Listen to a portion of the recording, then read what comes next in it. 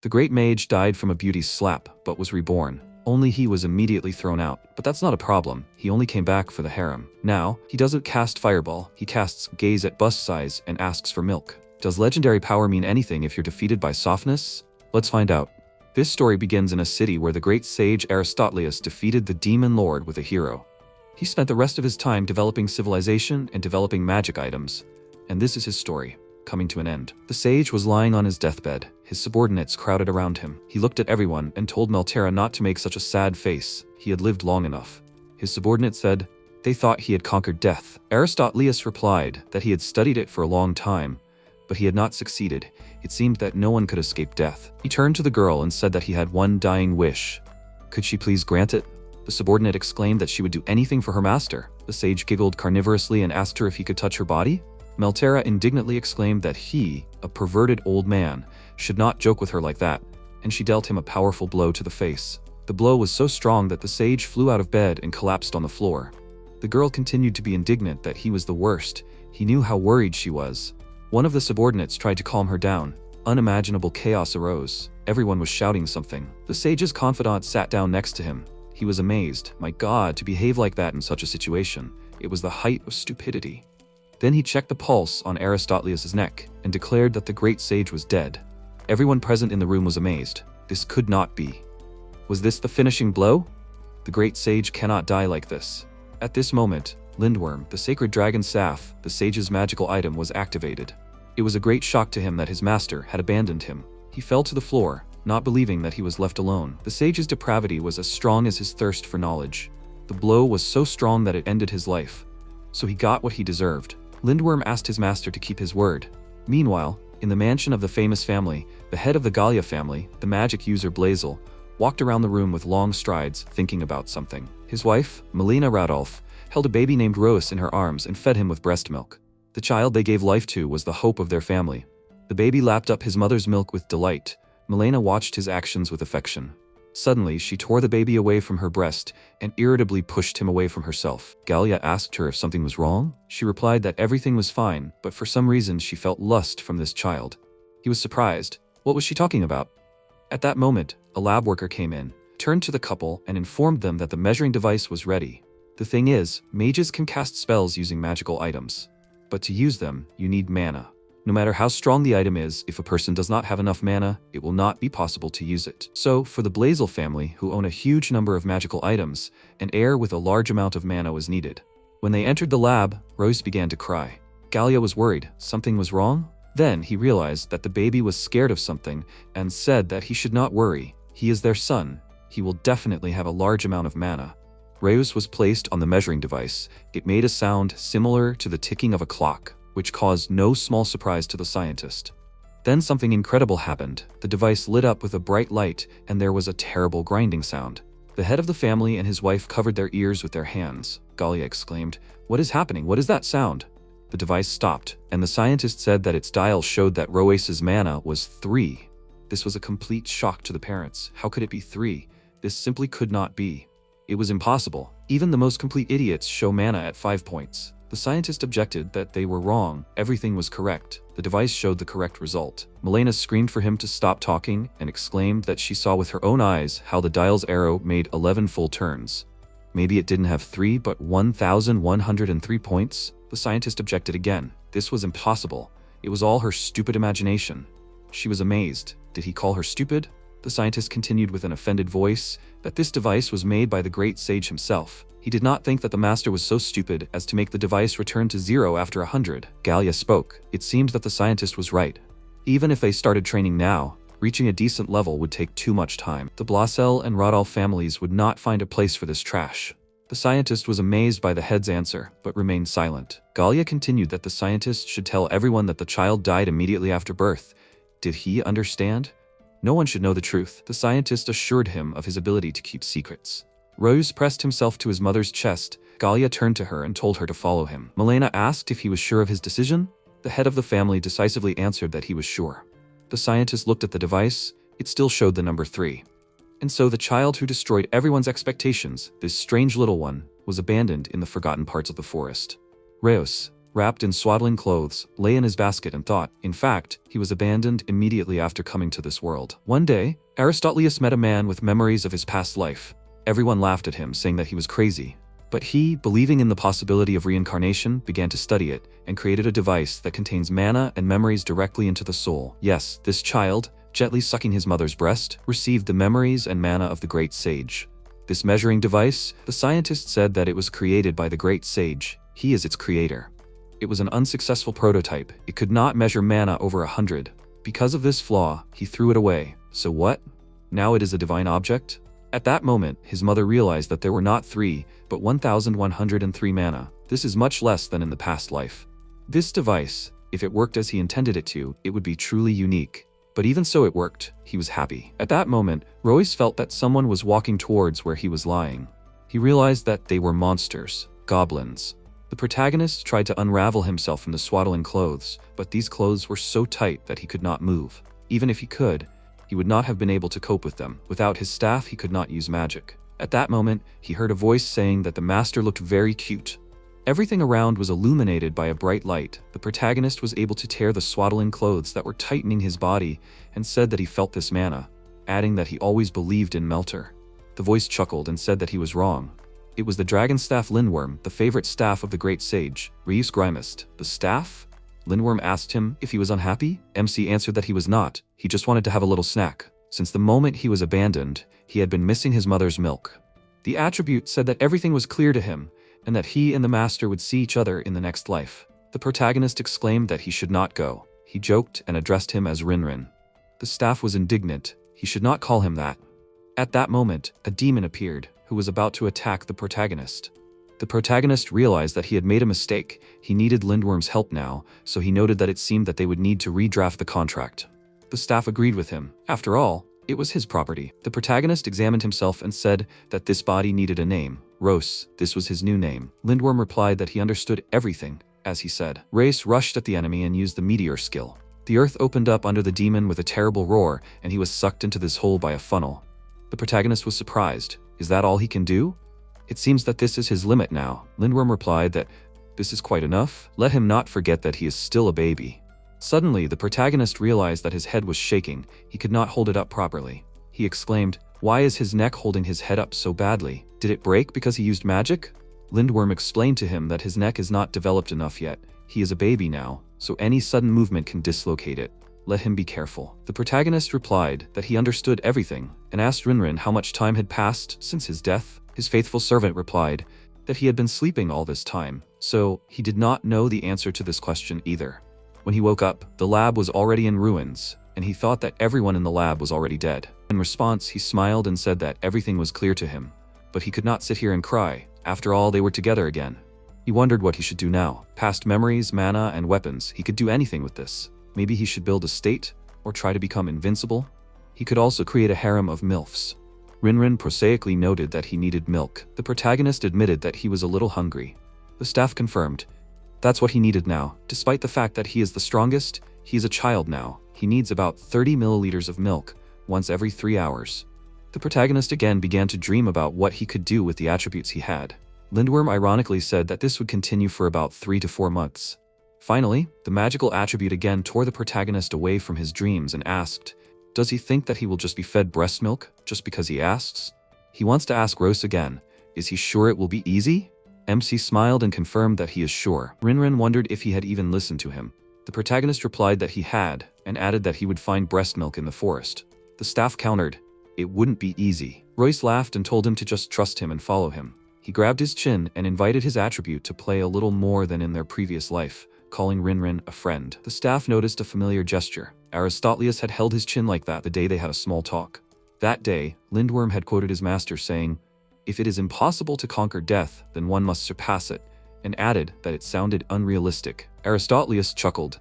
What he was saying gave him more strength. The attribute then asked him, he didn't understand why the master was so obsessed with overcoming death. He had learned everything he could, despite the short lifespan of humans. The master told him that he was right, he had a rich life, and he did not regret anything. To be honest, he always wanted to hug Melter's body. It was beautiful. He wanted to do it before he died. But if he was reborn, he would keep his attribute company, no matter how much time passed. At the same time, he held his chin just like Rose was now. Then he suggested that he take a good rest when his rebirth happened. He promised him that it would be fun. Lindworm thought that the sage would never change. Aristotelius called out to him. What was he thinking about? Maybe if he tried hard enough in the end, he would become immortal in the next life. Let him believe in him. He was a great sage. The attribute told him that it would be easy. The master asked Lindworm if he would really stay. After the sage went to the other world, Melter said that no one knows how long reincarnation will take. The staff replied that it didn't matter, he had promised him after all. She said that it was just a promise. Such a powerful staff would just gather dust here. The attribute countered that the girl was wrong. He would stay here to fulfill his duties. It was his duty as a friend. Even if Aristotelius was a great sage, he couldn't suppress his curiosity. He was expelled from the magical community for harassment, and he died from the same thing. She shouldn't worry that she had finished him off with that blow. He would have died anyway, and maybe he was even glad of such a death. He looked at her thoughtful look and was sure that she also knew that he would never break his promises. And now, finally, the master was reborn. The attribute was happy. Reus exclaimed, "Finally he has a body with which he can enter the women's baths. The hell, he will die in this forest." Lindworm objected. He did it in his past life with camouflage. The master lamented that he could not touch anything then. The staff advised him to shut up. The great sage Aristotelius is known for his immeasurable contributions to the development of civilization and many great discoveries. And he is also a former strongest magician. Because of his same immeasurable lust, he died as a result of harassing his subordinate. He was hit in the face. But thanks to his painstaking work in the field of studying the possibility of immortality, he was able to develop a unique item, the Ring of Reincarnation. This is an item that allows you to retain your memory and knowledge in the next life. Thus began his second life. Reus exhaustedly noted that he seemed to be about to die. Lindworm asked if everything was okay with him. He answered, "Does it look like everything is okay with him?" From the stomach to the large intestine, absolutely empty. If he were an ordinary suckling, he would simply cry from hunger. And he would not want that. Let him say thank you. Oh right, he can use Rinrin magic. Rose opened the storage and thought that this is magic that allows you to keep your things in subspace. But what is more interesting is that all the things that he put aside in his past life were preserved in it, and along with them, a huge supply of food for an emergency. He noted with incredible joy that this will solve problems for many years to come. Lindworm looked around and noticed that he felt unusual gusts of magic. Suddenly he turned around and noticed that the master had disappeared. At this time, Rose latched onto Wolf, disguised as a small wolf. Suddenly, she noticed this and howled loudly, causing the puppies to fall to the ground, but the master was still holding on with his teeth. Wolf quickly spun around and threw him aside. Reus noted that it was less tasty than human milk, but still completely edible. What would she say to him, making her his mother? Well, let her not worry, he only wants milk. Suddenly he burped and asked in fear, what was happening? Was the milk poisonous? At this moment, Lindworm arrived and explained that babies do not have a fully formed stomach, which is why they burp when air gets into it. He needs to burp more often. MC noted that his body is uncomfortable. Now his stomach is empty again.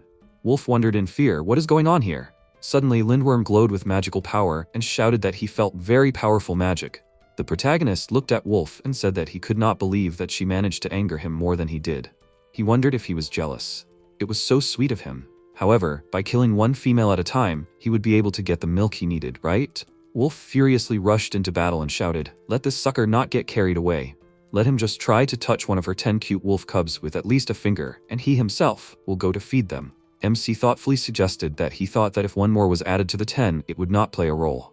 By the way, does she not think that one is missing? Wolf furiously agreed. Like indeed, one is missing. Lindworm said that now, if the master joins, then definitely nothing will change. Wolf tried to sniff out her son, but snot started running from his nose. The protagonist suggested that he find her a wolf cub, and in exchange, she would share her milk with him too. She replied that it was easy to say. This forest was much wider and more dangerous than he could imagine. Without the same sense of smell as the magical wolves, he would never find the place. MC used the search ability, and after a moment noticed that he was already quite far away. He felt that he was approaching the giant mushrooms. Wolf furiously shouted at him not to fool her. This was the area of the Eastern Monster. There was no way he could get there alone. The protagonist replied that he was definitely there. Okay, then he would just bring it to her.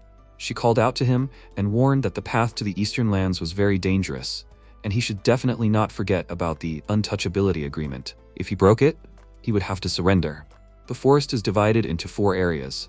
There have been many skirmishes between them, but she can say that no one is inferior in strength to each other. In battles, there are usually no absolute winners. Therefore, an untouchability agreement was made between the leaders of these areas. In short, it is simply a ban on approaching someone else's territory. Even one step across the border, and he can legally be killed. If he does not make it, he will have to surrender. MC replied that he was not going anywhere. Wolf noted with confusion, but he said that he would bring him. The protagonist asked if he had promised that he would specifically follow him. He would come here himself. He used the world creation ability and explained that using this ability with only a rough understanding of the location of the wanted object can be dangerous. But if you understand the area of the desired target, then you can drag this area. This can entail problems, but it is effective and fun. A child thirsty for milk will do everything for it. Her order had already arrived. One wolf cub had been delivered. A moment later, Lindworm appeared with a wolf cub in its teeth. The wolf screamed in wild rage and bewilderment. MC asked her what she was doing. Wasn't this her son? She agreed, but thought she knew that there is magic that allows you to move the terrain. But she didn't think that such a large land. Who was this child anyway? The protagonist pounced on her and shouted, if that's the case, then let her breastfeed quickly. The wolf began to run away, saying that she was not his mother. Suddenly, Lindworm called out to him and pointed at the wolf cub. The protagonist noticed something extra in his fur and remarked that he had never seen anything like it, but he felt the magic of control and clouding the mind. This is an excellent way to brainwash. He easily removed this object. Lindworm wanted to point out, when MC immediately responded, that someone or something knew about the untouchability agreement and wanted to force the wolf cub to break it. He said that he thought they had found a source of food, but now he had a bad feeling. At this time, the protagonist with a terrible mockery noted that he felt with what thoughts this magic was created. Such magic would never be pierced by a small wolf cub, and it is an excellent option for luring its victim into the lair. When creating it, a lot of love and effort was put into it, but at the same time, it was created with the purpose of killing. Who could come up with such intricate and beautiful magic? He would like to meet its creator. Lindworm said that he is still the same crazy magician as always. MC replied that he will take this as a compliment. At this time, the huge spider menacingly noted that the child was lost. It was a very complex magic, and yet, his plan failed. He was no longer given the opportunity to think. He would kill them all. He crushed his subordinate in an instant. After some time, all the wolf cubs and the protagonist latched onto the wolf to drink milk. MC thought that since he was abandoned, he had been hungry all the time. But he managed to find the wolf, thanks to whose breast he survived. After some time, the protagonist smirked and noted that everyone had grown so much. How long had it been since he arrived? Lindworm suggested that it seemed like 3 weeks had passed. The protagonist agreed and added how quickly they were growing. He latched onto the wolf again, and she said that 3 weeks had passed and he hadn't changed at all. When would he start walking on his own? MC called her mom and replied that she was still snotty because of the inflammation. The wolf furiously screamed for him to stop calling her mommy. Not once, it makes me sick. The protagonist replied that it was cruel. He was also sucking her breast. She screamed that it was creepy. She was saying it for the last time. Let him stop calling her that. Suddenly, another wolf ran up to them and warned that they were being attacked from the eastern lands, a squad of spiders. Wolf noted that he seemed to have been right then. The wolf added that there was a chief of the east in the squad. They wanted to start a real war. Each region had its own chiefs, the bosses of their regions. MC replied that this meant that here, in the southern region, there was also a chief. Wolf remembered what she had forgotten to say. She was the chief of these lands. The wolf called out to her and asked her to step aside here. She ordered him to take the wolf cubs to a safe place. Suddenly, the protagonist, for no apparent reason, hit the wolf with his staff and said admiringly, "Wow! Who would have thought that his mother held such a high position?" Wolf screamed in confusion. What was he doing? Why did he hit him? MC pointed to the fungus on the beast's body and noted that it looked like the same brainwashing magic that was on her puppy earlier. Most likely, this was the work of Eastern monsters. She replied that they must have prepared for today properly. It was very easy to miss something like that. The other wolves started screaming that they didn't have time to check everyone. It turned out that they would have to watch not only their enemies, but also their allies. What if this magic touched their leader? Fighting, knowing that an ally could stick his fangs in your back, is a very difficult situation. MC began calling out to the wolf many times and quietly said that they wouldn't need to check everyone for this magic. She asked what he meant. The protagonist explained that perhaps this brainwashing magic might seem difficult to detect, but that didn't mean there was no other way than checking everyone. Every living creature affected by this magic pursues the goal that this magic gives.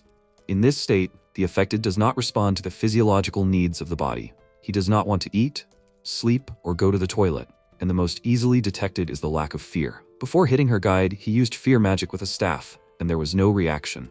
This way they will understand who the affected one is. Lindworm ordered them all to sit down, and in an instant all the wolves were consumed by terrible fear, except for 2. Wolf lightning fast tore the magic items from their bodies. MC admiringly noted that this is cool. This is what it means.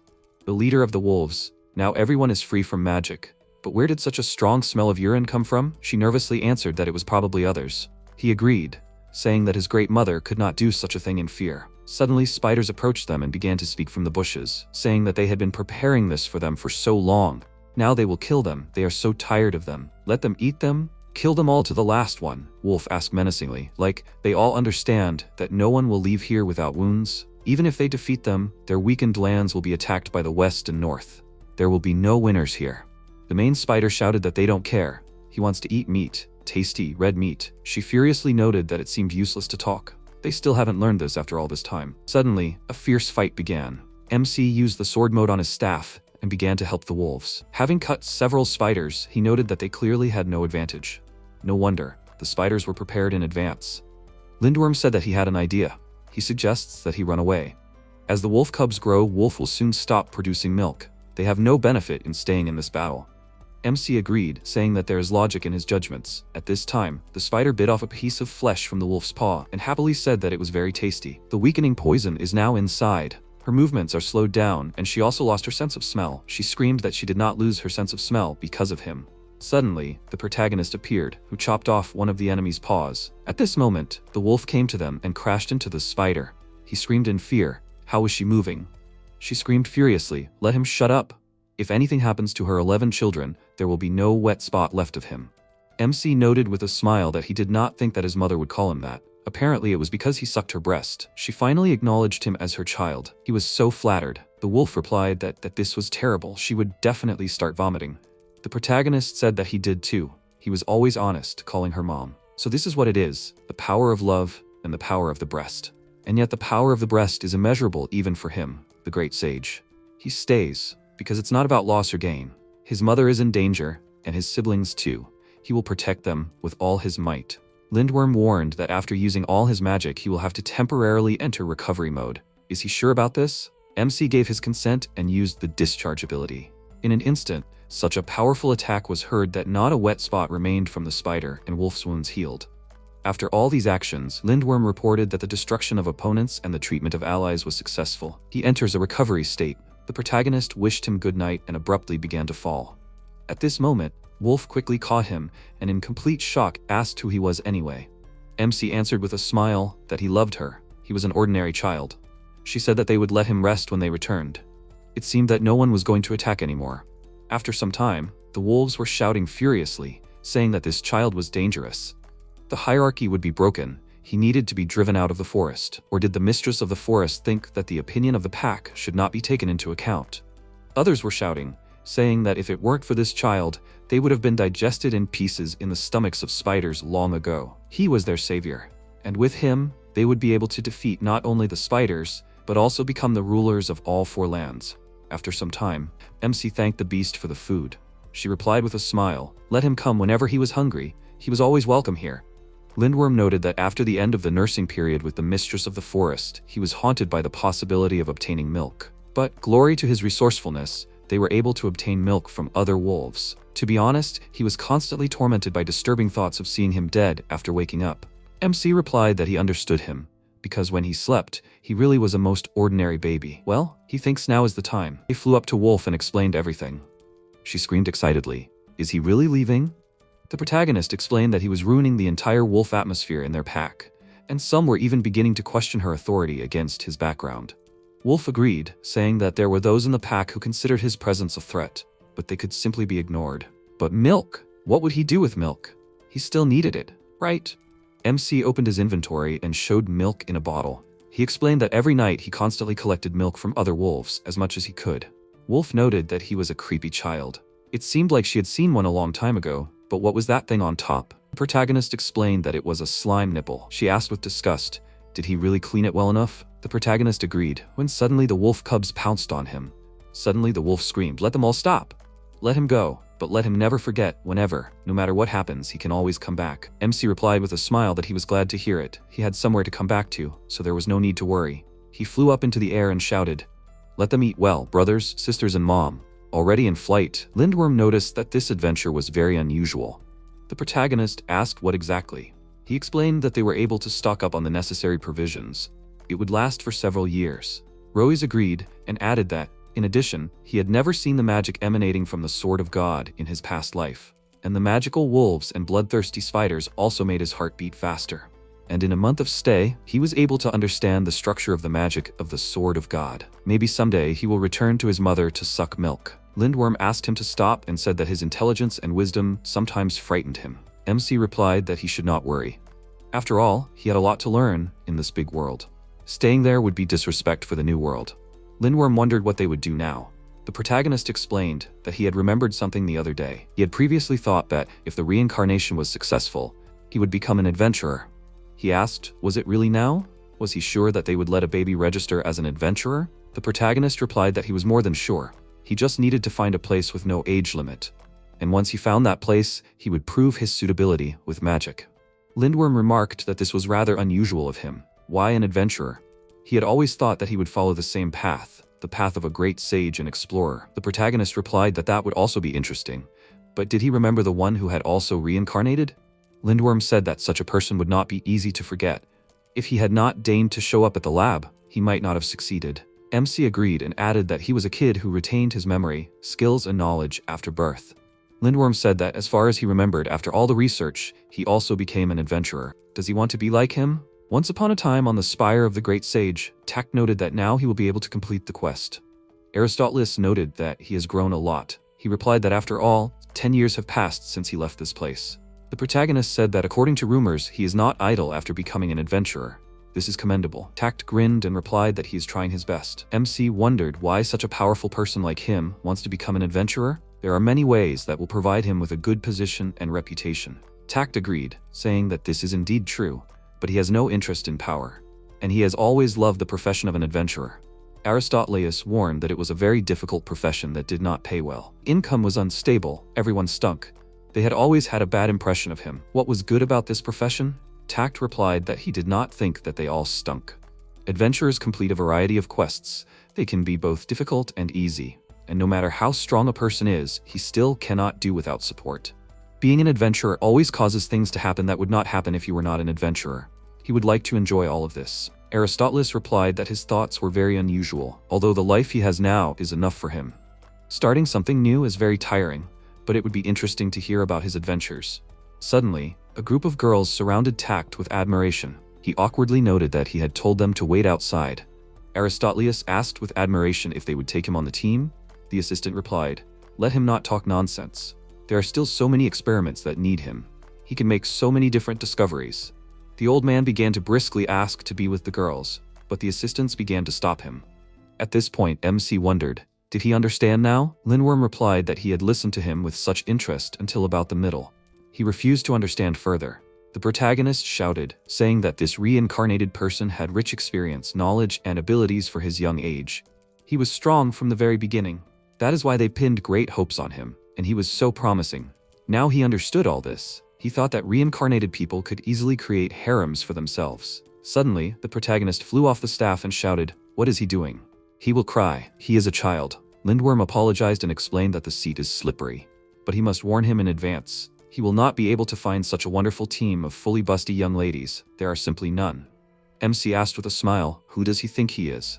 He was able to find breast milk in the most dangerous forest, which means he will be able to find a group of beautiful ladies and busty young ladies who are bored without him. After some time, Fauna came to the hut of thieves. They started shouting, like, who came here? Coming to such a place alone, she must be simply bursting with courage in her chest. Of course, you can tell from her figure. She calmly assessed the situation and noticed the village girl. One of the thieves noted that she is somehow too courageous. What do the others think about this? Fauna took out a document and read like, the defeat of thieves, the return of the loot, the release of the prisoner. Urgent C-class quest. Bonus for catching the leader of the thieves' ball. Not a single face is alike. The thief shouted that she is a lousy adventurer. Such a cute adventurer came to such a place alone. Does she know what can happen to her? Fauna silently delivered a powerful kick, and all the thieves screamed. Suddenly Ball entered the room and shouted, "What kind of noise are they making? They are disturbing his fun." The thieves reported that some busty woman showed up here. She laid out Marar. The main boss looked at her and shouted, "No way, she's from the Dahlia Guild. Why did an adventurer of such a class come here?" Fauna answered, "Indeed, why? Probably because it was boring? Come on, let them amuse her a little." Sometime later in the city of Barante, the scientist shouted with delight that the measuring device showed 98. He had never seen so much magic in a baby. Gallia happily noted that this was definitely his son. He did not think that he would have such a genius. The scientist wondered if maybe this child was not from the ordinary category. He excitedly asked what he meant. A moment later, Gallia screamed in wild surprise. Could it be that the great sage had been reborn? The scholar hit him and told him not to scream. This was top-secret information that even the people in the cathedral were not honored with. They say that this is simply a prophecy of the goddess. Rumor has it that the prophecy was found half a year ago. The great sage Aristotelius, who knows many secrets of the world, will be reborn as a strong child striving for magic. Gallia suggested that perhaps this child is the great sage. Suddenly, the child's mother appeared and said, "Who would have thought that this child would have as many as 98 units of mana?" But, unfortunately for her husband, she knows something. She knows that the real mother of this child is not her, but an ordinary servant. But let him not worry, they will consider this child only theirs. Perhaps this is a wonderful opportunity that has descended upon them. After all, there is a high probability that this is Aristotelius. In that case, maybe we should tell the whole world? It could be good for their reputation. That would be the best case scenario for both the Blazel family and the Radolf family. Gallia said in shock. He couldn't believe it. Even he, a mage, only had 67. And by the way, he thought about what would happen if the mana volume exceeded 100. He thought about it, and one question immediately popped into his head. Perhaps the incident 2 months ago was also very close to the scenario of Aristotelius' reincarnation. Scientist replied that it would be impossible to exceed 100. Seriously, that was impossible. Gallia wondered if maybe the stubbornness of the old generation, like this individual, had caused them to miss the real Aristotelius. But that was just his thought. After a while, MC, flying over the city, noticed that this place was quite large. There should definitely be an adventurers guild there. Lindworm noticed that the city had a barrier. It was pretty trivial. They could easily break through it. The protagonist immediately stopped him, saying that they hadn't entered yet, and he was already suggesting that they make a fuss. They should enter through the gates, like normal people. Lindworm noted that if they saw a flying baby, there would be even more fuss. MC noticed Fan and a group of beaten thieves on the ground. He went down to her and asked if she would pick him up so that they could get past the guards into the city. The thieves shouted in wild shock that the baby was flying and talking. The protagonist telepathically said that if she picked him up, he would look like a normal child, and they would easily enter. A perfect plan, right? Can the staff hear it? Lindworm agreed, and added that it seemed to him that no one would want to help him. At least he wouldn't help a flying baby that communicated telepathically. Even a non-human like him understood that perfectly well. Fauna calmly agreed. Marara ran up to her and said in fear that this baby was dangerous. She gave her all the ropes that the thieves were tied to. Lindworm noted that it seemed like this girl was a little out of touch with common sense. Fauna picked him up and praised him, saying that he was still a baby, but he could already talk. MC explained that his vocal cords and teeth were still developing, so he communicated only through telepathy. He smiled and happily snuggled up to her. Lindworm said that he thought there was no need to snuggle like that. The protagonist replied that of course there was a great need for that. By the way, what was her name? Fauna said her name and added that she was a member of the local adventurers guild. What about him? The protagonist replied that his name was Reus. He was just a baby, 2 months old. She noted that he was only 2 months old, and he was already so independent. MC asked if she was going to the guild now. Fauna replied that she was going to the local police. She needed to hand over a hostage and a gang of thieves to them. Why was he asking that? The protagonist said that he wanted to go to the adventurers guild. He wanted to register and become an adventurer. She smiled and noted that he was very interesting. Sometime later, in the city of Borante, in the Adventurers Guild, the participants were discussing Fauna's quest. One of them said that she went after a gang of thieves. He already sympathized with them. Another asked if he thought that one girl could single-handedly defeat an entire gang of thieves, although he liked to imagine what they would do with a busty girl if she was captured. But he thinks he's right. If Fauna is going to capture, then you only need to worry about her enemies. Suddenly, the girl herself entered the room. They began to discuss in surprise, like, did she really deal with a gang of thieves on her own? Ilya noticed that she had already received a notification about the successful completion of the task. But why did she come here? Should she go the other way for the reward? Or does she want something? Fauna explained that it wasn't her, but this baby. Ilya said admiringly that he was cute. And what's wrong with this baby? The girl replied that he wanted to become an adventurer. She said in bewilderment that she didn't quite understand what she meant. MC himself explained that he wanted to become an adventurer, so he came to register in the guild. Is it possible to do this? Ilya laughed a little and explained that maybe when he grows up a little. Suddenly it dawned on her and she screamed in wild shock that he was talking. How is that possible? He's a baby, right? They can't talk. Can they? Fauna noted that she had seen this reaction before. It was not interesting. The protagonist grabbed the papers from the table and noted that there was no age limit. Ilya, in wild shock, explained that in order to become an adventurer, you need to pass the appropriate exam. The protagonist thought that now he needed to pass the exam. He asked if he could take this then? Ilya excitedly replied that there was no age limit for the exam either, but she had never delivered a baby before. Let him wait a little. She needed to ask the guildmaster. Suddenly, the guildmaster himself jumped down from the second floor and furiously shouted that he felt an incredibly strong aura of magic. Where was he hiding? MC noted that he was able to sense Lindworm even with his invisibility on. He was a very perceptive uncle. He removed the invisibility from the staff and a powerful weapon appeared in front of everyone. The guildmaster asked in fear that this was his weapon. He thought that he was more than sure that this powerful aura was coming from the weapon that was flying in front of him. It felt like he was standing in front of a terrifying monster that was ready to tear him apart at any moment. Besides, he felt almost the same as it did when he was young. Ilya called out to him and told him that he wanted to take the exam. Could he be allowed to take it? The leader explained that indeed, there was no need to be a certain age to take the exam. But no matter how powerful the weapon was, it would be very difficult for him to pass the exam as a baby. Maybe after he could at least walk. MC flew up in an instant, climbed onto his back, and asked, so could he? The leader thought that he was very scared, perhaps even more scared than it. He said that he would personally contact them to be allowed. It would be awkward if a flying baby asked them to do so. After some time, Fauna congratulated him and asked when the exam would be. The protagonist replied that she told him the day after tomorrow. He had no money, so he would have to spend the night on the street. Ilya excitedly shouted that it was absolutely impossible. Ilya excitedly shouted that it was absolutely impossible. He would look like he was abandoned. Fauna suggested that maybe he could spend the night at her place. Her house was quite spacious, and it was small. MC thought such an opportunity would never have fallen to him in the past, an ordinary perverted old man. But now he was a baby. Is this a special privilege for babies? Lindworm wondered if he really needed a roof over his head. From the very beginning, he managed to live in a forest full of all sorts of monsters for 2 months. Considering that they were in a civilized city, he could spend the night on any bench. MC agreed, but added that he would still spend the night. He thanked Fauna for her offer. Lindworm remarked discontentedly that he was an old pervert. The protagonist happily replied that she had suggested it herself. Meanwhile, in the city of Borant, Fauna brought Rose to her home.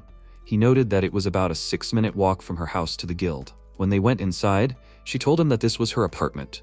He happily exclaimed, "Wow, this is Fauna's little sister's home." The protagonist sniffed the air and noted that it smelled like a woman's room. Out loud, he noted that it smelled very dusty. The girl replied that she was rarely home, so it was dusty. Fauna looked in the refrigerator and did not find anything suitable for the baby. She asked him how he was doing with food. He showed him a bottle of milk and replied that everything was fine. He had a supply of food. She sighed with relief and said, "That's good." The girl thought that there would be no milk from her breasts, no matter how hard she tried. The protagonist barely audibly asked if he could get at least a drop. The omnipresent Rinrin immediately appeared next to him and reminded him not to push his luck. He mentally answered him that it was a joke. Fauna made the bed and told the protagonist that she would be sleeping on the couch, so he could use the bed as much as he liked. He thanked her for her concern. The girl said that she was going to take a bath. He understood her. Rayos thought maybe he could peek a little. He giggled at his thought. The girl turned around and asked if he wanted to take a shower with her. The protagonist's mouth started to water from this. He was amazed. Until this moment, he had never been invited anywhere by a girl, and now she not only invited him home, but also to the bathroom. Was this the power of babies, or the motherly love that had awakened in her? It finally dawned on him that this was what he had developed reincarnation for. He told her that he was already on his way. At that moment, an irritated Lindworm interfered with him, blocking his movement with a magical wall and saying that he would not allow the master to make a mistake. The protagonist asked him what his intentions were. Maybe he wanted to warn him not to make mistakes while spending time with Fauna? With a chuckle, he continued that his friend should not worry. He was not yet formed as a man. Lindworm answered that he turned into a perverted old man because due to his great power, no one could stop him. Now he is just a baby, and magic and mana are not stable yet, so he will be able to stop him and make him reconsider his nature. Ryuz giggled, saying that he is a baby, and therefore does not understand anything. He tried to get into the bathroom again. The staff used a magical barrier and imprisoned him in a limited space. Lindworm told him not to worry. When Fauna finished with the bath, he would fly in for him. He flew away. The protagonist made an attempt to free himself from the barrier. He began to be thrown from side to side. He tried to smash it against the wall, against the floor. He even broke the window, but nothing worked. He flew out of the broken window into the street. A girl looked out of the bathroom at the sound, looked around in search of the source of the sound, but saw nothing. Meanwhile, the protagonist, hovering over the city, thought that the improvised magical barrier was created by Rinrin in a hurry, but quite strong, to instantly fix the broken wall. Very good-natured of him. It will take several days to destroy this barrier, so an ordinary magician would say. But he was not an ordinary magician, and, having performed one of the manipulations, he broke the barrier. The staff that appeared nearby said that he had assumed this. The protagonist was indignant in response. Well, wow. Does he know the saying, "Don't bite the hand that feeds you"? Well, he asked for it himself. Lindworm reminded him that according to the contract they had made, they could not use magic that could harm each other. That is, no attack magic. The protagonist used the inventory skill and immobilized his annoying friend. The staff exclaimed, "Is that so?" Race apologized to him and added that as soon as he finished taking a bath, he would immediately fly after him. Lindworm tried to free himself and exclaimed, "Does he think that he can be held by some inventory? He clearly underestimates him." Race replied that this was not so at all. He knew perfectly well that he could not be held by this. He just needed to win a few seconds to pull out another staff from the inventory. This was all intended. So many years have passed and he is finally ready to fight him? The staff said that a fight with him in such a body could end in a sad outcome for him. Would he really risk his life to end up in the same bath with a girl? The reincarnated man replied that it was a given.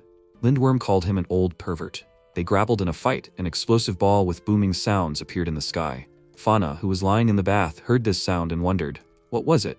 Fireworks. She thought of Reus. This child is so unusual. In appearance, he was just a baby, but his movements during the skirmish with the leader were incredibly graceful and fast.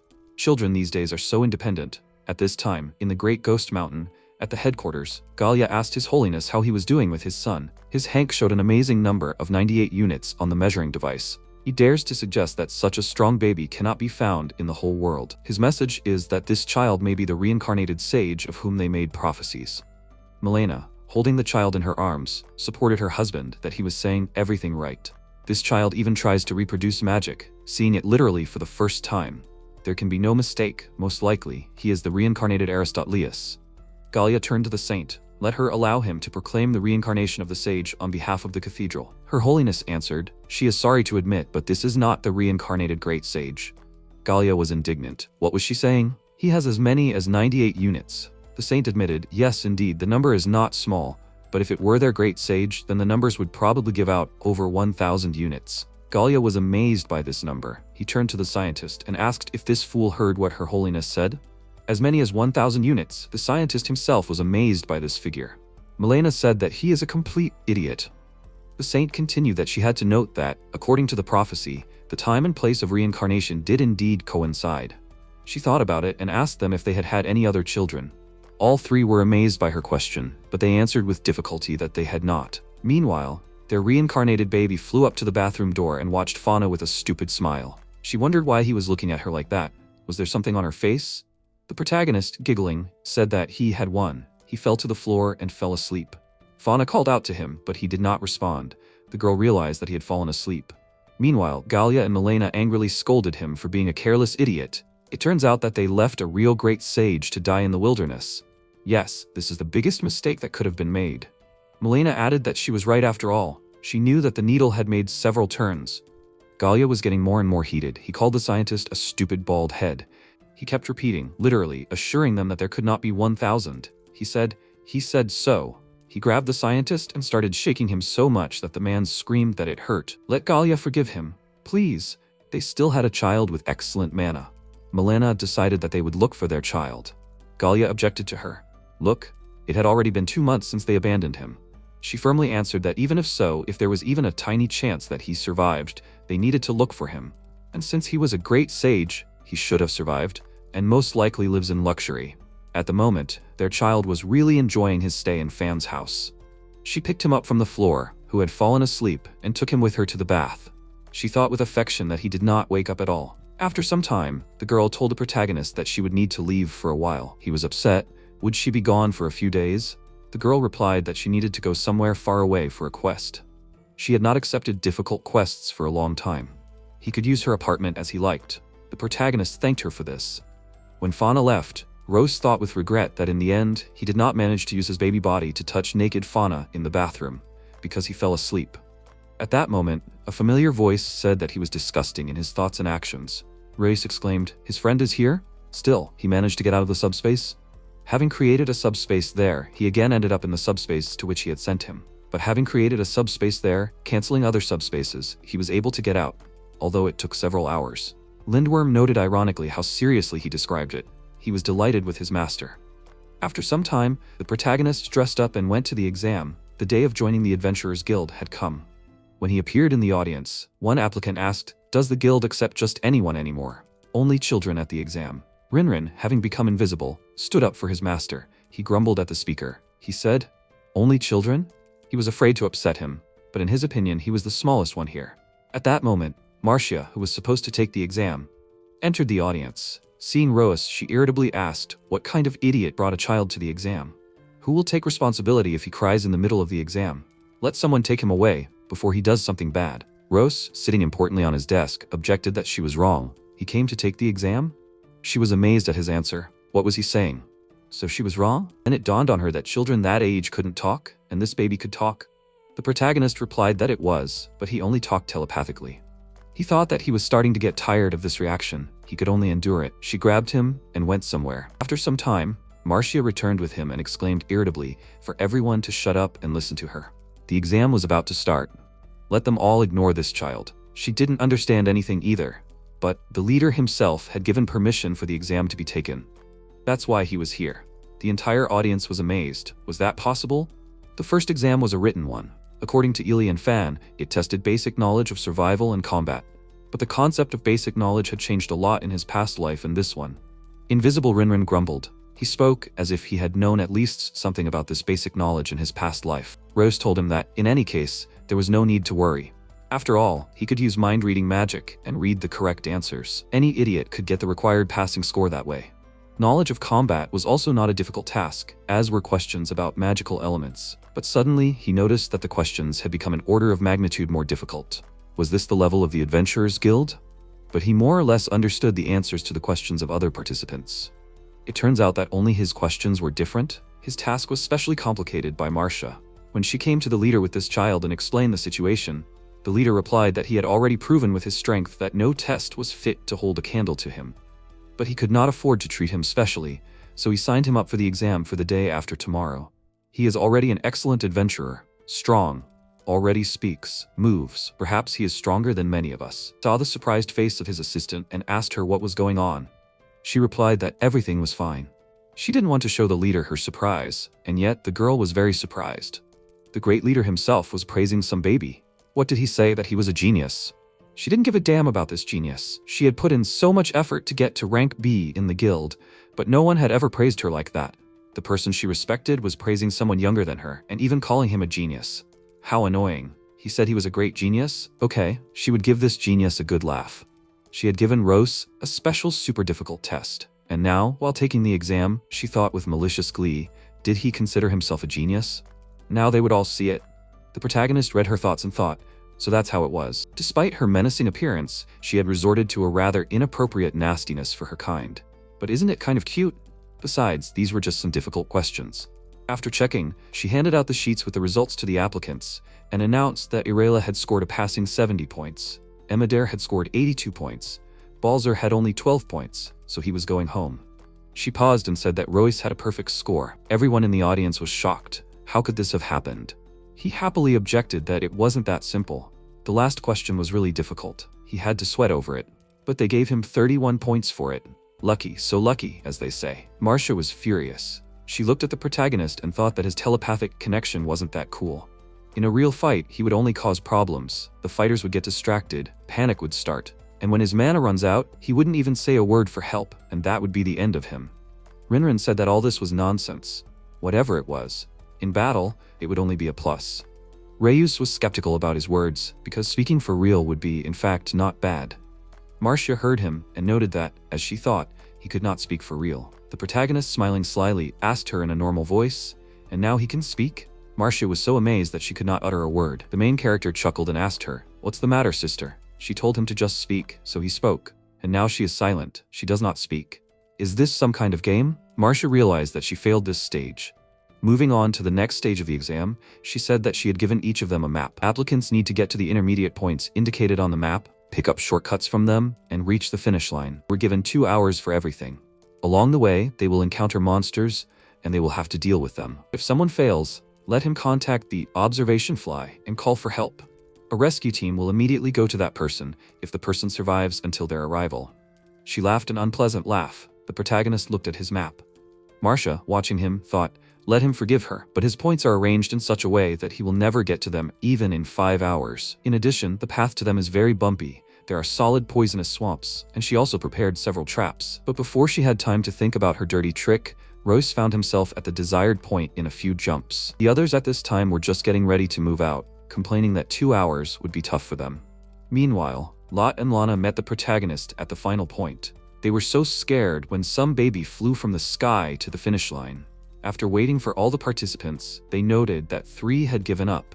10 people remained. It was quite a large number. Lot introduced himself to the applicants, said that he was an adventurer of rank C, and today he was acting as an assistant at the exam. The girl also told them her name. She was also an adventurer of the same rank. Lot suggested that they immediately move on to the practical test. He asked them if they were ready. The applicants were surprised. So soon? Maybe they would give them a little rest? One of them was outraged. Was he making fun of them? Marcia angrily replied that they probably forgot, but the profession of an adventurer would be many times more difficult and tough. Of course, depending on their strength, they can get rich, but most adventurers barely earn enough to eat. And during the next trip on an empty stomach, they immediately die. They will not survive with only admiration for this profession. If they are not ready for this, then let them go suck their mother's milk. The protagonist, without thinking twice, fell on Lana's chest. She was surprised. Was he hungry? But nothing would come out of her breast. Marcia ran up to her, grabbed him, and wanted to throw him on the ground. Lana exclaimed in fear. What was she doing? This is a baby. Nothing can be done about it. Meanwhile, the applicants asked her what they would do in the practical test. They would go and defeat some strong monster, right? She answered that they had guessed correctly. They would all go clean out the goblin's lair. The applicants were amazed. Goblins? One of them said that he was afraid in vain. They were the weakest monsters. The second one bragged. If only they knew how many of these goblins he had already cut. The third one answered that he had done no less than him. In fact, he had killed them with a wooden sword. Someone bragged that he could easily go 1 against 3. Marcia listened to them and thought that they would be lost anyway, would die at the first skirmish. She attracted their attention and wanted to tell them something. But at that moment, the protagonist attracted their attention. He said that they needed to stop thinking so naively. Everyone listened to him in surprise. He continued that they should delve into the situation every time, analyze and look for the most optimal and effective way to fight. After all, without doing all this, their lifeless body would no longer be up to exams. Did they understand that? The applicants answered in chorus that they understood. Marcia was in shock from what she had just heard and seen. This Rois had now done the same as the great leader. The protagonist noticed her condition and asked her if something had happened. She replied in amazement that nothing had happened. Everyone went on a practical assignment. When they entered the lair, Marcia said that they would not help them unless necessary, so they should remember that. The applicants, who could barely speak from fatigue, replied that they understood everything. Moving deeper, they complained that it was very stinking, cramped, and hot. They should finish this as soon as possible. They went a little deeper and saw a goblin. The whole crowd rushed at him and shouted with delight that he was running away from them. Shouting that they would finish him off, the applicants ran after the monster. Lindworm turned to Rose saying that it looked like a trap. The protagonist himself noticed this. When the student candidates ran up to one of the openings, they stopped dead in their tracks. There in the cave, an innumerable number of goblins were waiting for them. They screamed in amazement. What? Why were there so many of them? Then they noticed that the goblins had crept up on them from behind, thus encircling them. The applicants realized that it was an ambush. The goblins had blocked their way back. It was becoming very dangerous. Panic and horror rose in their eyes. One of the participants exclaimed that no matter how many of them there were, they were still the same goblins. The second supported him. He was right. Finally, they could have fun. The applicants rushed into battle. Marcia, watching what was happening, noticed that they were fighting as best they could, and at the same time, with the protagonist who was next to her, they said like, youth. She was indignant. He is the smallest here. Why is he hanging around here? Let him go fight. And she poked him with her finger in his plump cheek. The protagonist laughed and said that there was no need to rush. Otherwise, you can lose your life. Marcia asked in amazement what he said. He replied that she knew there would be a lot of goblins, right? That was why she decided to choose this place for the exam. The guild must have spent a lot of time finding this place, right? She told him that it was true. They had to look for it. MC noted that the higher-ups had set up an ambush for them. Bringing so many goblins was their plan. Marcia replied that he was wrong. He continued, making people think that she was in control of the entire exam. That was their plan. They, the examiners, were the ones caught in a trap. The girl was surprised. What did he mean? At that moment, someone's terrible voice called her name. She was surprised to recognize the hobgoblin standing in front of her. She was indignant. This couldn't be. There was nothing about him in the report. The protagonist asked if she would go and protect the applicants and risk being killed, or let these scoundrels attack her 10 charges. It might not have happened, but what is. And there are 6 girls in this group. And how long will it take before the guild finds out about the incident? And how long will it take for the rescue team to get here? He thought that before thinking he should knock down this goblin. Marcia seemed to wake up. She shouted for everyone to step back, ordered Lot and Lana to take the children outside. The adventurers rushed to carry out her order. She herself rushed into the attack. She thought that Rose was right, but when did the goblins learn to plan ambushes like that? What should she do now? At that moment, Lana warned her of the danger from above. She raised her head and assumed a fighting stance, preparing to accept the fight. But before she could do anything, the enemy struck her. At that moment, Lot and Lana recognized the Goblin Lord in the enemy. This could not be, but he was standing in front of them. He was the Goblin King, who had a rare scarlet skin tone among goblins. He was a special goblin possessing high intelligence, fighting, and leadership qualities. With the Goblin Lord at the head of the pack, reproduction was proceeding at a terrifying rate. The Goblin Lord said that the unique he would not let them die. He gave the order to his army not to kill the females. They would be his, and all the males should be killed. They would be their food and their skin, clothing. Lot noted that their affairs were bad. This lord is hard to defeat, even for a group of A-rank fighters. Rose told them so. He knew it from the beginning. Lana confirmed that it was all true. They were all caught in a trap. But they didn't know that they were all caught except one. It was Rose. He seemed to appear out of nowhere and said, addressing the Goblin Lord, that his own cowardice would be his undoing. Most likely, he sensed the presence of Sister Marcia from afar. He thought that if he defeated her alone, there would be no more resistance, right? But, unfortunately for him, Rose, was here. And he knew very well that if he sensed his presence, he would run away into the depths of the nest with his tail between his legs. That's why he reduced the release of magical power to a minimum, so that his enemy would not feel it with his long nose. And all this just so that he, the cowardly lord, would appear before him. He continued, in order to destroy the pack, it is enough to crush its would-be leader. And this is already his trap for him, the Goblin Lord. Ahead of the protagonist, Lindworm was moving. The protagonist, humming a tune, descended right in front of his opponent. Lot exclaimed, "What is he doing? He needs to retreat." Lana supported her friend and added that even an A-class adventurer will have a hard time dealing with the Goblin Lord. Rose did not pay any attention to their cries. The goblins were also surprised by the courage of this baby. For a few seconds, they, Rose, and the Goblin Lord silently looked at each other. The first to make a move was the Lord. He immediately started running away, which surprised them. He didn't understand. What kind of monster was this? Was he waiting for him, hiding his magic power? He would create a new clan for himself, if only he could run away, and far away, to where the protagonist couldn't find him. He ran as fast as he could, and did not immediately notice that the protagonist was flying next to him. When he discovered this, Rose struck him with his staff. The blow was so powerful that he was carried out of the lair like a feather. He landed next to the rescued applicants. He scared them very much. They screamed like, "He came back? What in general is going on?" The Goblin Lord tried to get up. At that moment, the protagonist, who flew up to him, mockingly asked him, "Is that all he can do? Such a defeat would be too pitiful. What will he do now?" The goblins who ran after their lord suddenly began to fall dead one after another. There was a reason for this. The Goblin Lord took their energy to restore himself.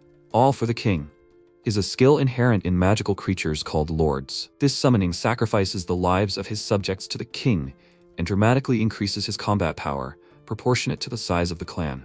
He rose and emitted such energy that everyone was blown away by the shockwave. Lot noted that this was incredible magical power. Dana added that even the guild leader could hardly handle this. The applicants panicked and said that this was the end, that they would all die. The protagonist appeared next to them, sucking a bottle of milk, which shocked everyone present. They exclaimed, "What the hell? Is he calmly drinking milk now?"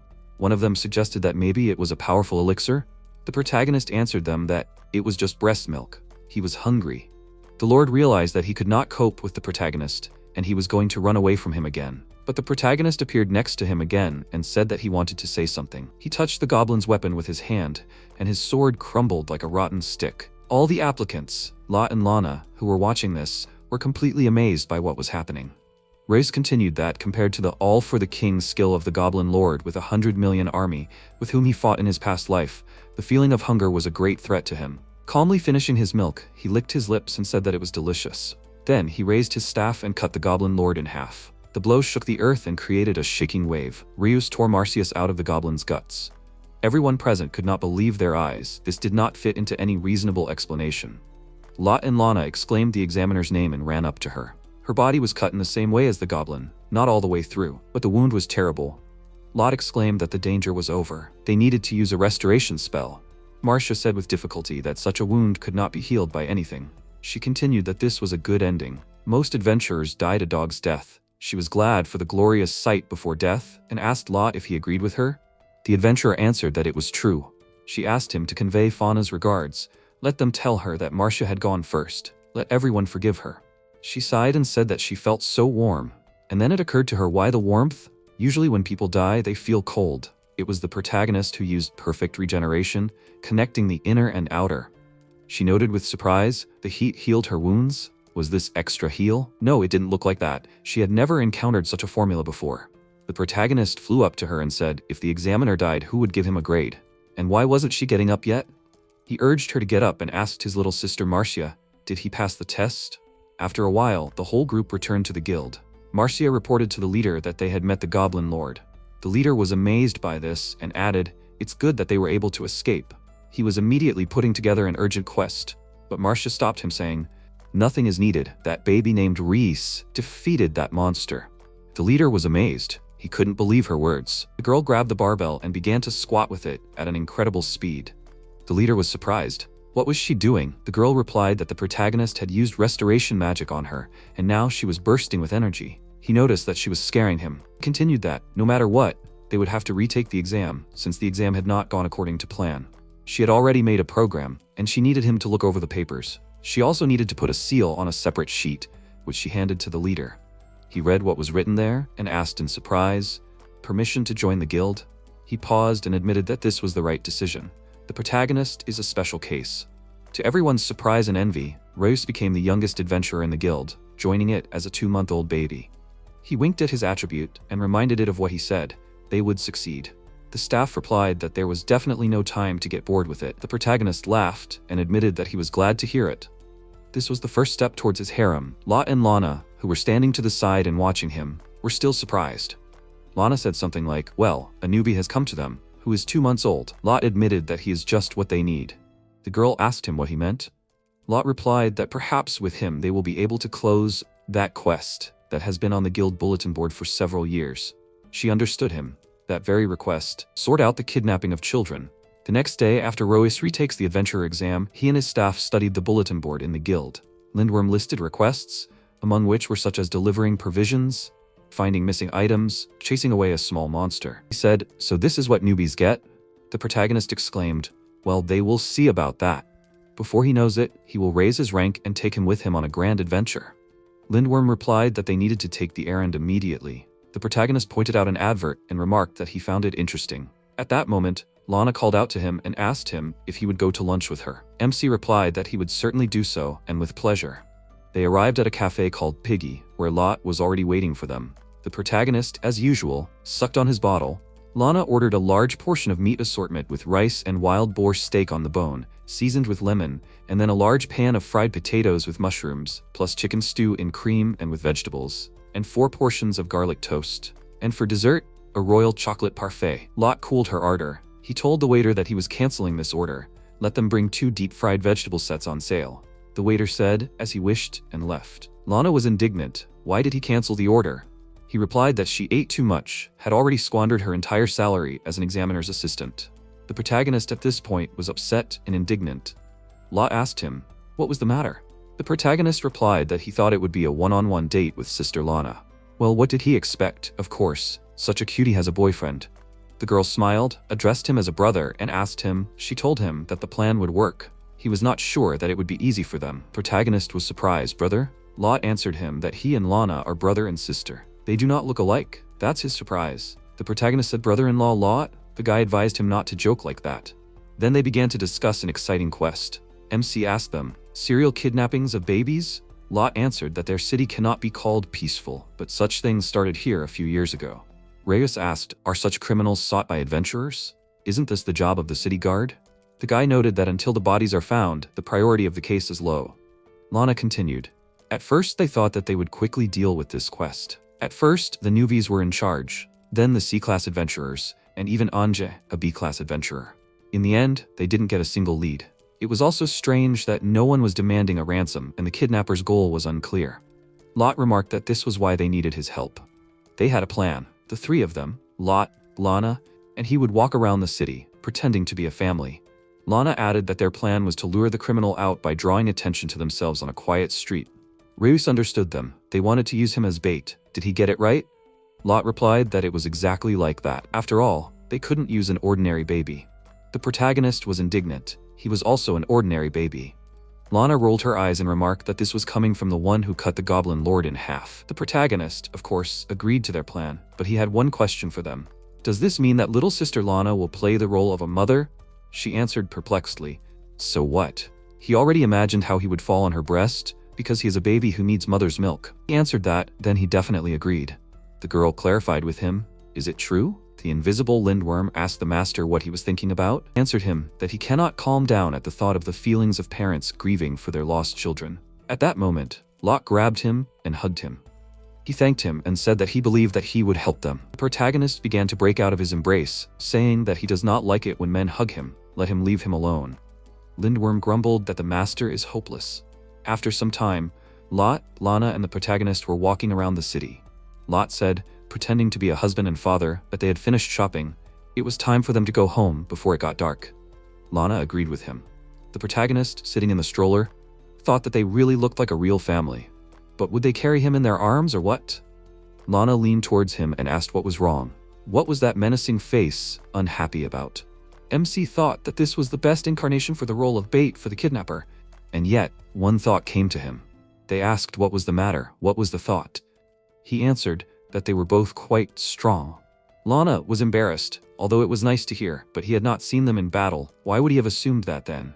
He answered that with all the details the story would be long, something like an aura. Lot was surprised. What was he talking about? The protagonist clarified, at least they seemed strong enough to earn money in the field. Lot replied that they did not want to become such combat adventurers as Fauna and Marcia. They were simply paying back the city that saved them in their time. The protagonist became interested in this story. Lot continued that their parents were killed by monsters and there was little left of the village.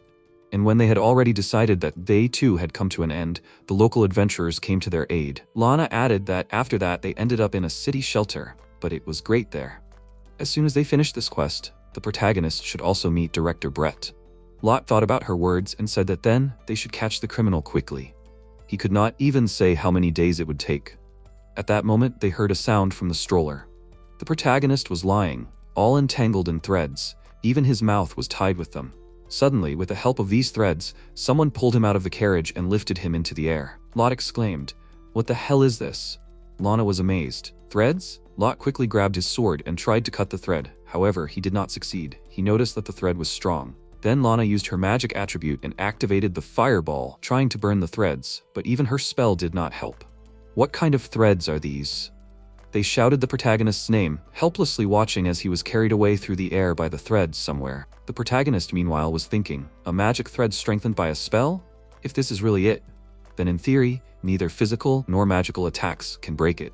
Well, if you destroy this theory by changing the magic formula that forms it, then maybe something will come of it. He tried how it worked, and without much difficulty he succeeded. He broke the thread that bound him and freed himself. Zelgius, who was standing not far from the place where the protagonist freed himself from the bonds, was very surprised by this fact. Lindworm flew up to Roas. He understood the master without words, and they rushed to the place where the very same lover of kidnapping children stood. The kidnapper tried to activate his magic threads again, but they all crashed against the protective barrier of the protagonist. Reus thought that such mockery of the weak, like kidnapping babies, was the lot of a complete non-entity. But this was a very strong guy. At that moment he heard Lot and Lana calling him. They asked him if he was okay. The protagonist addressed them as a brother and sister, and wanted to tell them about the guy who was involved in the kidnapping of children, but he was already gone without a trace. There was no one left in the place where this guy stood. Then the protagonist asked his attribute if it could perform a search. Lindworm noted that there were enemy detection talismans posted everywhere. That was a good idea. Reyes said that all they had was a piece of string he had torn off. Loth asked him if what he was holding belonged to the criminal. Rose confirmed that it did, and asked the guy, "What?" Loth replied, he told him that he wasn't really a fighting type, did he? He specialized in solving problems that arose in the city, and showed him his tattoo. The guy showed the MC how it worked. He said something like a spell over the tattoo, search for the owner of a lost item within the walls of this city, and the tattoo suddenly twitched on his arm. When it activated, Loth gave it a piece of string. The protagonist was amazed. He had his own magic? Lot, embarrassed by the unobtrusive praise, said that it was so, but there was nothing unusual in the structure. The protagonist objected to him, saying, "Well, yes, let him not lie." Lot was surprised. What did he say? The protagonist noted that in a good spell, you can feel the will of its creator. This is good magic. They really care about this city. Lana and Lot were surprised by his words. At that moment, Lot's magical attribute made it clear that he had found what they needed. Guy and Lana looked at the map to see where their criminal was, and by their appearance, the protagonist realized that something had gone wrong. He asked them what was wrong. They thought about it, then asked him for forgiveness, and asked him if they could return to the guild. He wanted to consult with Fauna. Literally after some time, the team of adventurers Red Wars came to the guild. Their leader, Badak, asked the leader what kind of urgent quest he was asking them about. The leader asked them, do they know the director named Brett? Hamaluya thought, what is he talking about? Hilthorn clarified, is he talking about that good-natured director of the orphanage? The leader told about how many decades have passed since he came to their city. A wonderful man, sheltered and raised children who lost their parents because of monsters and whom the guild could not take on. Lot and Lana are also from the orphanage, and now they are their adventurers. Tilda asked him, why is he asking? The chief explained that Lot had cast a spell called Find Owner on the magic thread used by the baby thief and had located the criminal. Bedak said, was he talking about that very convenient spell, even though it was limited to the city limits? Suddenly it dawned on him what the chief meant. Did that mean Brett was the criminal? The chief confirmed that everything pointed in that direction, but that was not all. He handed them a folded sheet of paper with something inside and invited them to look at it. The team saw what the chief showed them. They were amazed. It was something that pointed to a certain ownership. After a while, the adventurers came to Brett. Tilda turned to Badak and said that they were there. Children's voices, laughter, and fun were heard behind the high walls. Nothing indicated anything bad. Maybe there was some kind of mistake? Badak remarked that he owed the principal so much. He was not one to do any harm. They rang the bell. Brett himself answered, surprised, saying, the whole team was there. He asked Badak what business the Redwards had with him.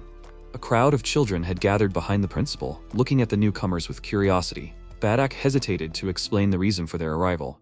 The children behind the principal began to chatter. One child asking him to look at the beautiful butterfly he had caught. Another child recognized the newcomer as Badak and remarked that he was, as always, sullen. The children picked up the word, sullen, sullen. The principal gently chided them and told them to apologize. Badak assured him that everything was fine. Hamaluja asked Hilthorn if they were here, the kidnapped children. He replied that he did not know, they could not take and bring their parents with them. Brett said that it was improper to speak across the threshold and invited his visitors in. The adventurers entered. Badak paused. He looked at the children surrounding the director. There was not a shadow of fear or suffering on their faces. Somehow, all this did not fit with what the headmaster had told them. He then added that he tried to send a thread to the Mana Research Institute and received one match of the magic imprint with a person entered into the database. This person turned out to be Director Brett. He gave them a paper and said that without a license like the Red Wars or Fan, they should not even think about an opponent of his level. Let them not neglect the preparation. This quest will require a special approach. For many years, he was the criminal who kidnapped babies here, and not only. He is a serial killer, wanted all over the world. Zelgius. Let them catch him, alive or dead. The director meanwhile slowly sipped his tea and asked the adventurers what they wanted to talk about with him. Meanwhile, the protagonist's parents came to the place where he was abandoned. Galia asked the scientist if he really abandoned him somewhere here. The scientist replied that he was sure. The head of the family gave his subordinates the order to look for any evidence. At that moment, the scientist asked what it was. He pointed to a place where there was a huge hole. Galia was surprised. It was of such a shape and depth as if a meteorite had fallen in this place. And at that very moment, a huge wolf Nightmegarm appeared in front of them.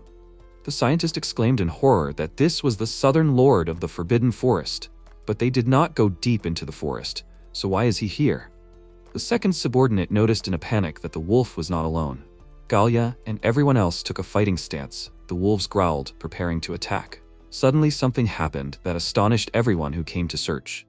The wolves sniffed, inhaling their scent, and surrounded Gallia, caressing him and jumping around him good-naturedly. They smelled the identical scent of their milk brother, the protagonist, and thought it was him. Gallia asked in amazement, what was wrong with them? Had their thirst for murder disappeared? Melina was also perplexed. Why did they suddenly behave like that? The lead wolf came up to her, sniffed her and thought, in despair, that the child had escaped, so she followed him into this forest, a good mother. The she-wolf told her pack that they were leaving. These were not the strangers they had recently noticed. The wolves left, leaving the protagonist's relatives in bewilderment. They could not believe their eyes. Were they saved? The subordinates began to grumble. They asked Gallia to go back, all to no avail, and next time they might not be lucky. They had to leave. The child had long since died. Melina angrily called them bald cretins and asked them what was going on. Scientists explained that if Night Megarm had come out of the thicket, then the other monsters on its path should have fled in their direction, and yet it was eerily quiet here. What was going on here? Meanwhile, the Badak decided to tell the director everything directly. He said that in the case of serial kidnappings of babies in this city, suspicion fell on him. Brett was silent at first, then burst out laughing and exclaimed, "What was he saying? An old man like him was not up to it. Besides, there were many orphans here even without the kidnappings. Why did he need all this?" Badak's allies thought, and really, the director had no reason to commit such a crime. Badak also thought that there was some kind of mistake, so he showed the director a piece of thread and asked him if he had ever seen anything like it. Brett replied that it was the first time he had seen it, and he couldn't even imagine what it could be. Badak was a little surprised. Really? At that moment, two children came up to them and asked what they were doing. Brett told the children that adults were talking here and that they should go play in the yard for now. Badak exclaimed that it wasn't so. These children were just in time. He showed them the thread and asked them if they knew what it was. The children replied that it was either a lace or some kind of thread. Badak said that this was the correct answer. It was just a thread. He turned to the director and asked him if he had never seen threads before. Or had Zelgius outsmarted himself? His entire team immediately stood at attention. The director realized that he would have to explain himself, so he told them that they had to find out something, but not in front of the children. He suggested that they move to another place. Badak told his allies to be careful. It could be a trap. The children pounced on him. Where did he go?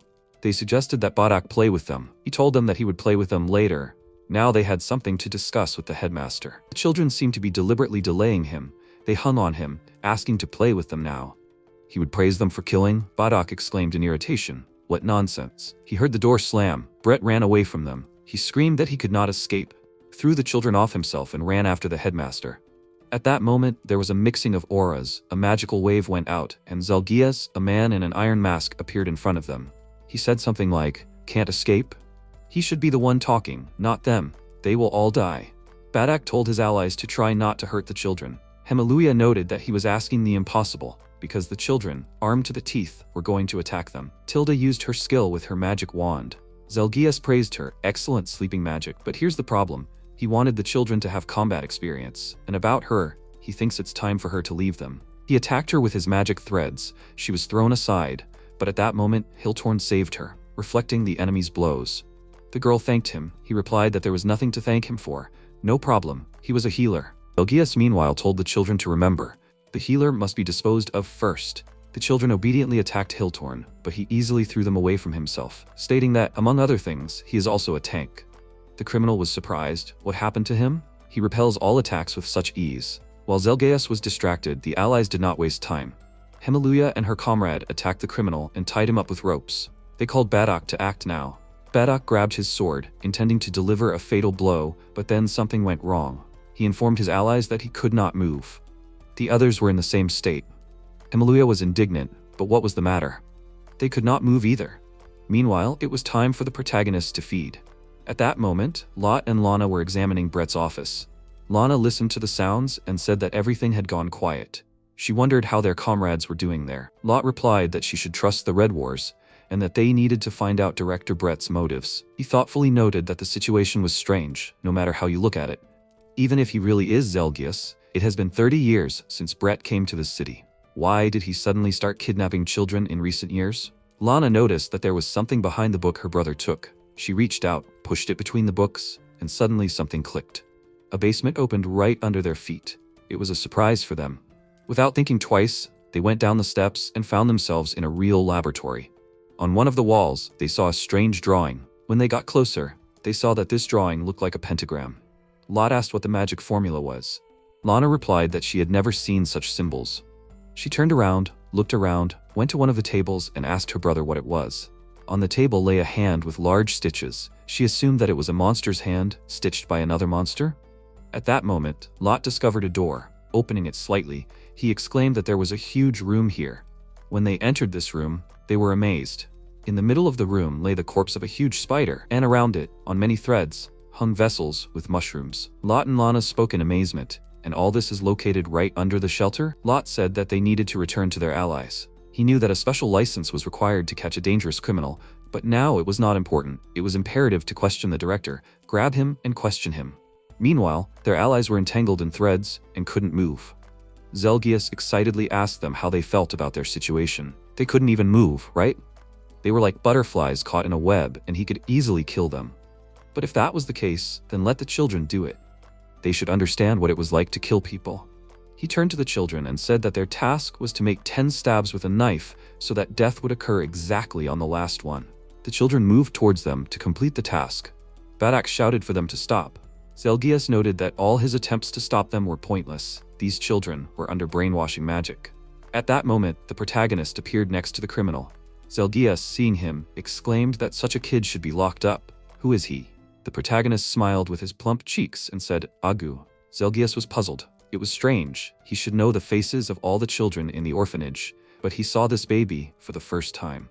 The protagonist flew up to him, grabbed him by the clothes, and dropped him on the floor. Then he easily picked him up and threw him out the window. Zelgius thought in complete bewilderment. What happened? Was he thrown out? What kind of power is this? Who the hell is this baby? Rose was already hovering in front of him and called for the old man to take out his magic thread. He was curious about this fighting style. It was new to him, and let him attack him with all his lust for murder. But let him hurry, because babies are very impatient. The criminal did not make the protagonist persuade himself for long. He jumped up and began to attack him with his magic threads coming from his fingers. Rose very cleverly dodged his attacks with laughter. Zelgius was furious. He couldn't reach him. Meanwhile, MC carefully examined each thread until everything finally became clear to him. He kept wondering why a magic thread suitable for traps was used as a whip. So the mana consumption was slightly different at the ends? Well, that was quite an interesting idea. The criminal still couldn't cope with him. He was angry. How did this baby manage to so cleverly bypass all his attacks? The protagonist encouraged him to continue. Then he flew very close to him and asked him what would happen if he approached him like this. Watching the criminal's manipulations, he realized that he could also strengthen his body by quickly winding the thread around his hands. He praised Zelgius that it was very inventive. The criminal, unable to stand it any longer, called for help from the children. The children came at the protagonist in a crowd, unleashing the same threads from their hands. He said that if he was so interested in the perfect art of killing with a thread, which was his life's work, then he could fully enjoy it. He and the children intensified their attack on Roas, but he did not care. Moreover, now he knew for sure that by kidnapping children and distorting their concept of good and evil with the help of brainwashing, he was trying to teach them his deadly technique.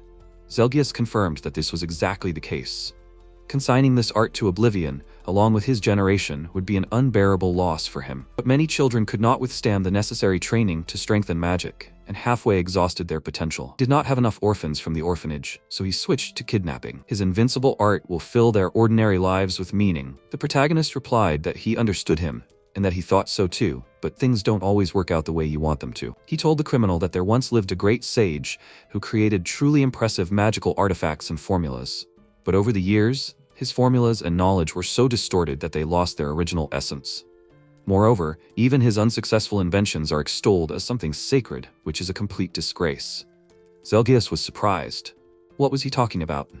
The protagonist continued, saying that he also talks about passing on technology, raising successors, and hundreds or thousands of years will pass and it will be unrecognizable. He continued circling the director and saying that his bad movements from the point of view will be said to be the basis of Zelgius's divine fist. At these words, he laughed. The criminal was indignant that he would not mock him. He saw the threads on the protagonist, stretched out his hand, and noticed that he was finally caught. Now, he would tear him to pieces. Ryu smiled and replied that everything was fine for him. He had figured it all out, and now it was time to end it. The criminal noticed in surprise that the threads no longer appeared from his fingers. The protagonist grinned. Was he talking about the strongest murder technique? At that moment, Lindworm appeared above the protagonist. Zelgius was amazed. Was this really the same staff he had heard about? This couldn't be. He gave the order to the children to destroy this attribute. The children released the threads that wrapped Lindworm, but suddenly it stopped working. The children were surprised to realize that their threads were not moving. Everything froze in place. The criminal guessed that the protagonist had intercepted control of the magic thread. But how could this happen? The protagonist said that he was certainly not an expert in this field, but calling it the strongest art of murder, he could do nothing about the fact that he had cut the magic thread by rewriting its formula. In order to call the technique perfect, after that incident, it was necessary to immediately add a spell for defense and an individual binding to mana for manipulation to the formula. Because otherwise, an enemy with a lot of mana, having deciphered the formula, would simply take away his weapon. The criminal complained that he could not use it constantly, but there was no choice, and he had to take off the mask. At that moment, the field of his power expanded right before his eyes. The protagonist noticed this, but it was not human magic. Zelgius put the mask back on and said that he was using this item as a trigger to activate the power of a monster that had absorbed a lot of magic from the sword of the god lord of the eastern forbidden forest of Arachnaria. By combining his deadly art with this power, he will defeat any enemy. The protagonist asked again, Arachnaria? That's what he defeated when he was 2 weeks old, so that's why he felt like he had encountered the smell of the magic he brainwashed the children with before. Yeah, that brought back memories. The criminal was shocked. What did he say? Was it he who dealt with that monster? MC didn't deny it and added, It seems like he got everything he could from him. It's time to wrap things up, especially since it's almost time for a nap. He's still a baby. Zelgius cursed and demanded that Rose stop looking down on him. Reyes released threads towards him. The criminal also began to attack him in response. The protagonist said, Well, I told you that he completely figured it out. And then all of Zelgius's already weak threads began to explode right before his eyes. The explosions were already approaching his mask, but at that moment, Lot and Lana called out to director Brett, asking him to stop. They needed to talk to him. At that time, Zelgius, already tightly tied with threads, was dangling in the air. The protagonist happily greeted his brother Lot and sister Lana and asked them what they wanted to talk about with the director. The criminal fell to the ground and froze. Lana replied that she seemed to have lost her memory from what she saw. A few minutes later, Badak asked Rose if he was sure that he wanted to give them all the laurels. MC replied that he was absolutely sure of it. Sister Ilya said that in order to catch such dangerous criminals, an adventurer needs a state license. He was the one who initially missed it, and he came here because his conscience tormented him if they died because of this. His goal was to let them win, and he was also glad of the opportunity to see interesting technology. Lot called out to him and asked him to come over for a minute. They went down to the basement. The guy showed him the drawing on the wall and said that neither he nor Lana had seen such a magic circle before. Maybe he was familiar with it?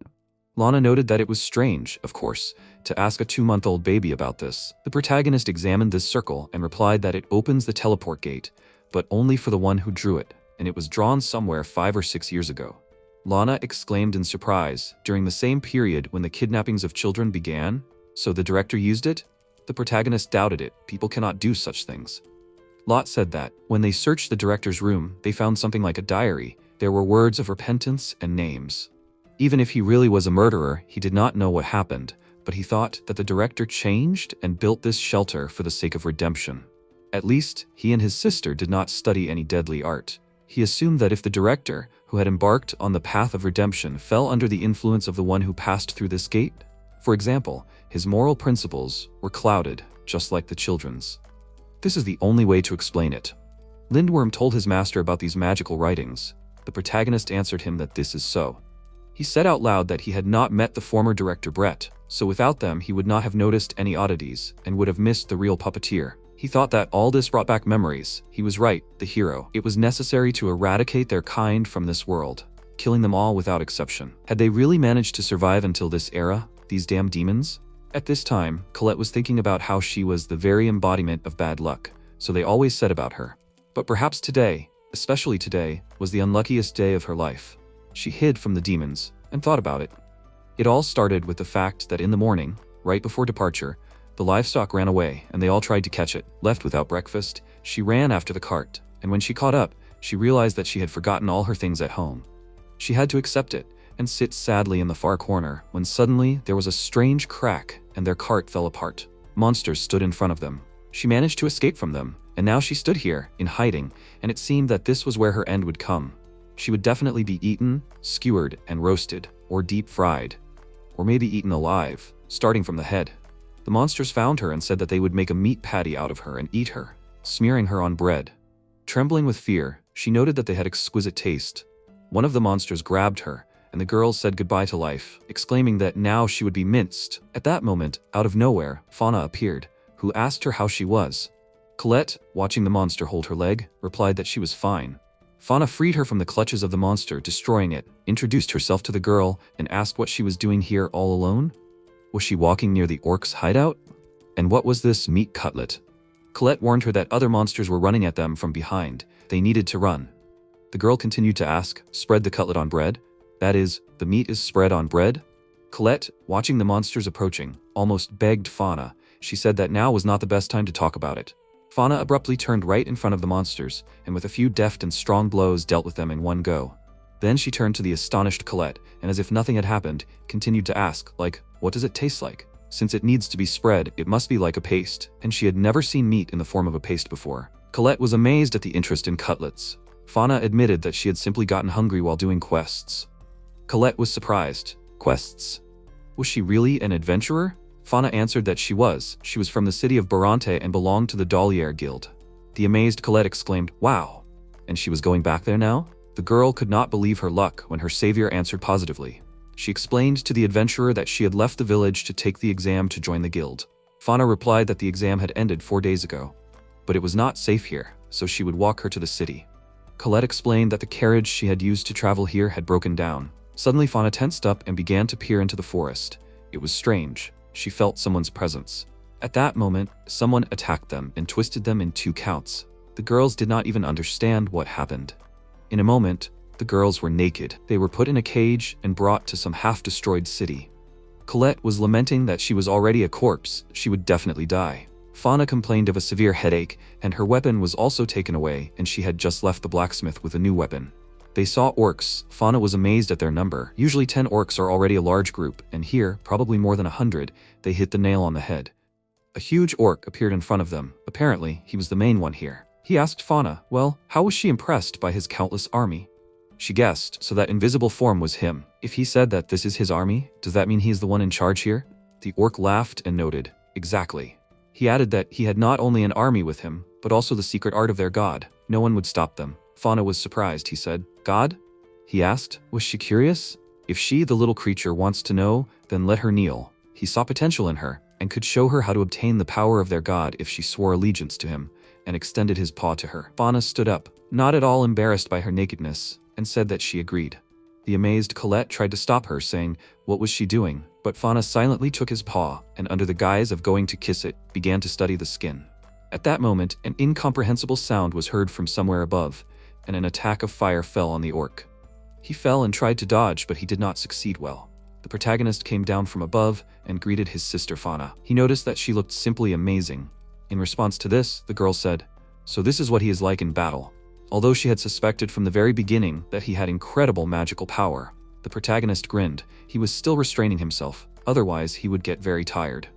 Colette was amazed. A flying talking baby? The protagonist continued that, although the quest was to exterminate orcs, he did not expect that there were so many of them here. Fauna was surprised. A quest? So did he pass the adventure exam? He replied that everything was so. It was a hectic day. Colette was indignant. Enough of their calm chatter. Fauna saw a box with weapons and took her blade.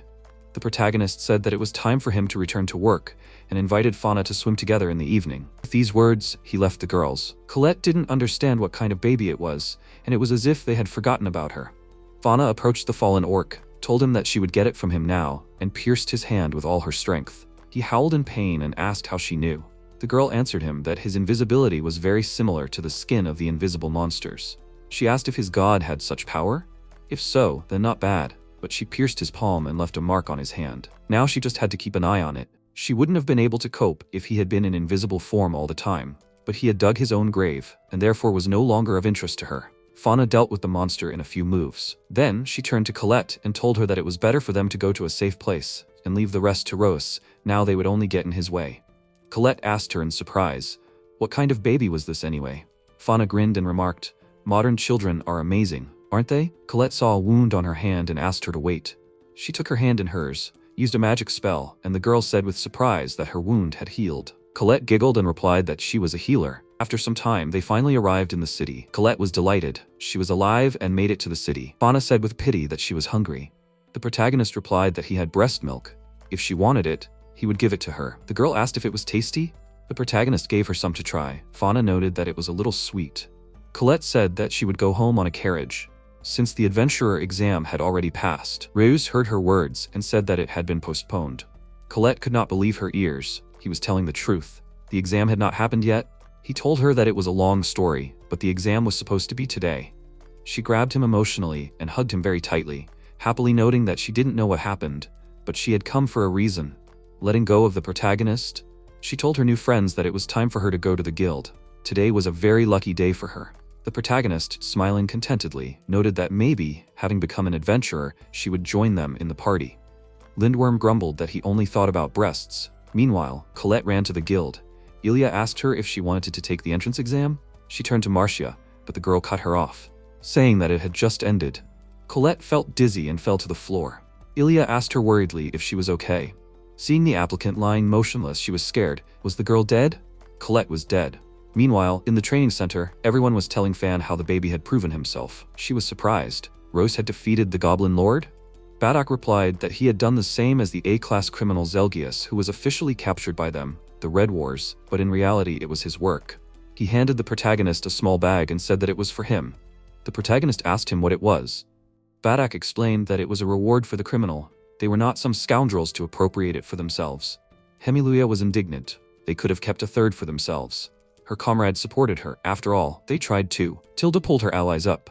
The protagonist looked into the bag and noticed that the amount was impressive. Ilich told him that if he wanted, she would adopt him. Marcia pulled the girl up. Fauna turned to the protagonist and offered him to fight her. Everyone was surprised by her offer. This news quickly spread throughout the guild. Even those who were in the dining room dropped everything. Of course, because that monstrous kid and Fauna had a duel. It was not the time to eat. You need to quickly run to the Eastern Training Center. In a very short time, a large crowd of people gathered in the Eastern Training Center. Hemiluia called on everyone to bet on the winner, the strongest baby against the strongest beautiful swordswoman. Who will win? Tilda noticed that her partner looked much more lively now than at work. Her friend said, of course, she's a very gambling player. Hillthorn asked Badok who he thought would win. The leader replied that it was obvious. He called Hemiluia over and told her that he was also making a bet, which surprised Tilda. She asked him where Lot and Lana were. She thought they loved Rois and they should have come to watch the fight. He replied that the two were at work. The siblings came to Brett's dungeon. Lot remarked that magic really didn't work here. The warden told him that it was because of the many barriers that suppressed magic. It was an amazing feeling, wasn't it? Like you couldn't move a finger.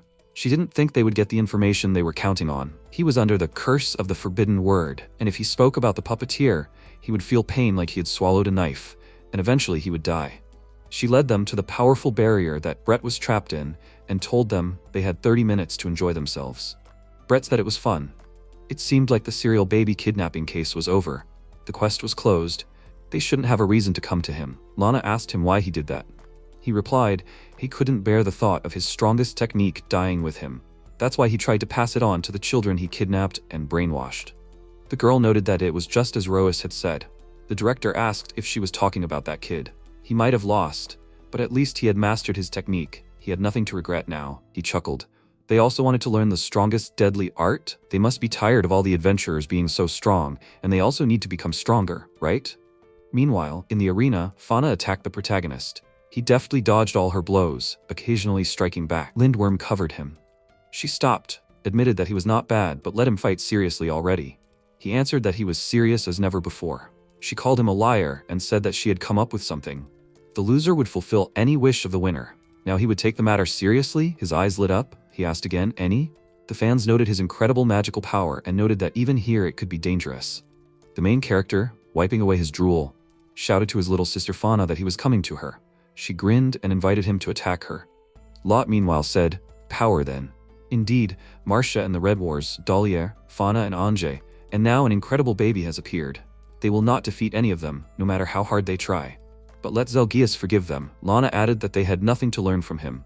All the power they needed was given to them by Director Brett.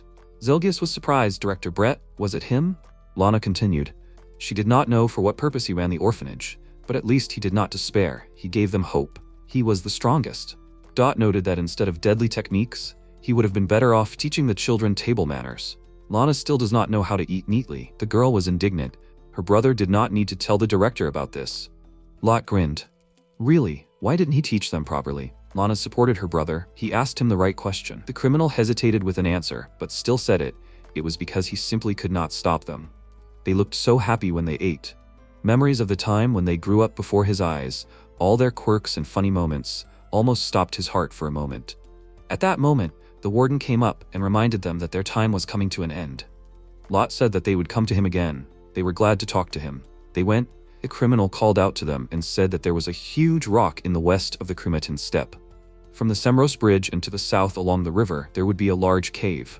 There is someone who wants to deal with people. At the last word, he was terribly twisted, and a few seconds later, he died. Lana and Lot sadly exclaimed his name. At this time, the fight between the protagonist and Fauna continued. The girl was amazing in her business. The protagonist would have had a hard time, if not for the help of Lindworm. When MC put a weapon to her throat, she admitted with genuine delight that it was amazing. Lindworm noted that there should be no pity. Although she, apparently, was fine with it, she truly lives in the moment. The protagonist asked her if she wanted to learn magic. The girl was surprised. Magic? He said that she understood him correctly. He believed that she could become even stronger if she diversified her techniques with magic, and not just added fire to her weapons, like Uncle Badak. Badak at that time was banging his head on the floor and lamenting that all his money for the month had been wasted. Someone said that, so he bet on Fauna. Gilthorn noted that their leader screwed up with the bet. Fauna answered the protagonist that she somehow did not think about it. She was told that she had no talent for magic. The protagonist assured that he would teach her. In 2 days, she would be able to use magic, after which they would bring her skills to perfection in a real fight. She agreed to his proposal, because the contract was to fulfill one wish of the winner. The protagonist realized what a mistake he had made, because his plans had been for a completely different wish. He wanted to voice it, but he stopped and remained silent. Lindworm said with pride for him that he had learned silence. He had no doubts about it. That's what a true sage means. Comrade Hemiluya was delighted. What a fight that was. Hemiluya declared that it was time to distribute the proceeds, though taking into account her secret commission. At that moment, a female voice asked them, who was fighting whom? Was it all over already? Hemiluya, without looking at the one asking, answered that it was the promising newcomer Rois and Fauna. But when she saw who she was answering, she was speechless for a minute, then exclaimed in panic, Anje? She called out loudly for Fauna in surprise. Everyone present began to ask in amazement, Anje?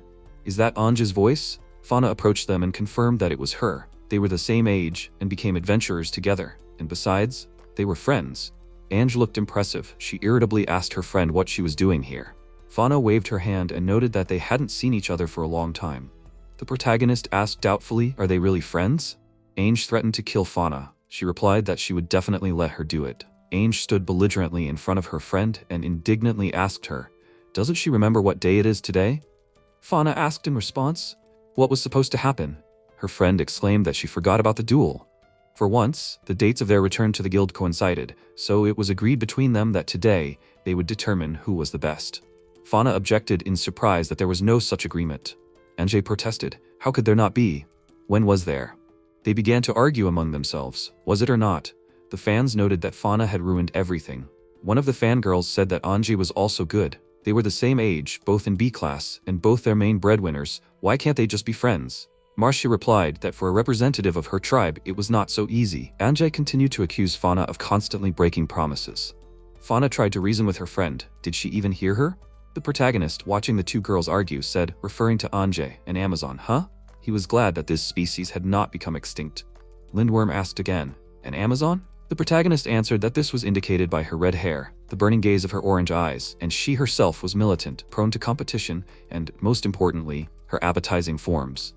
To avoid losing strong men, they have muscular and gorgeous bodies. He remembered them by this feature. Lindworm answered that he remembered. Fauna gave in to the pressure of her friend and agreed to arrange a duel.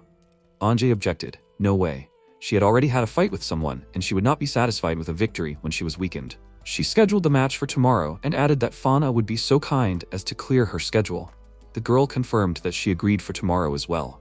When Anj ran away, the protagonist told Fauna that the girl saw her as a formidable rival. The girl was surprised. A rival? She was interested in something else now. She addressed Royce as a teacher and asked him how they would study magic. The protagonist was surprised by her address. A teacher? He answered that before starting the training, it was necessary to determine her type. She asked in amazement, "Type?"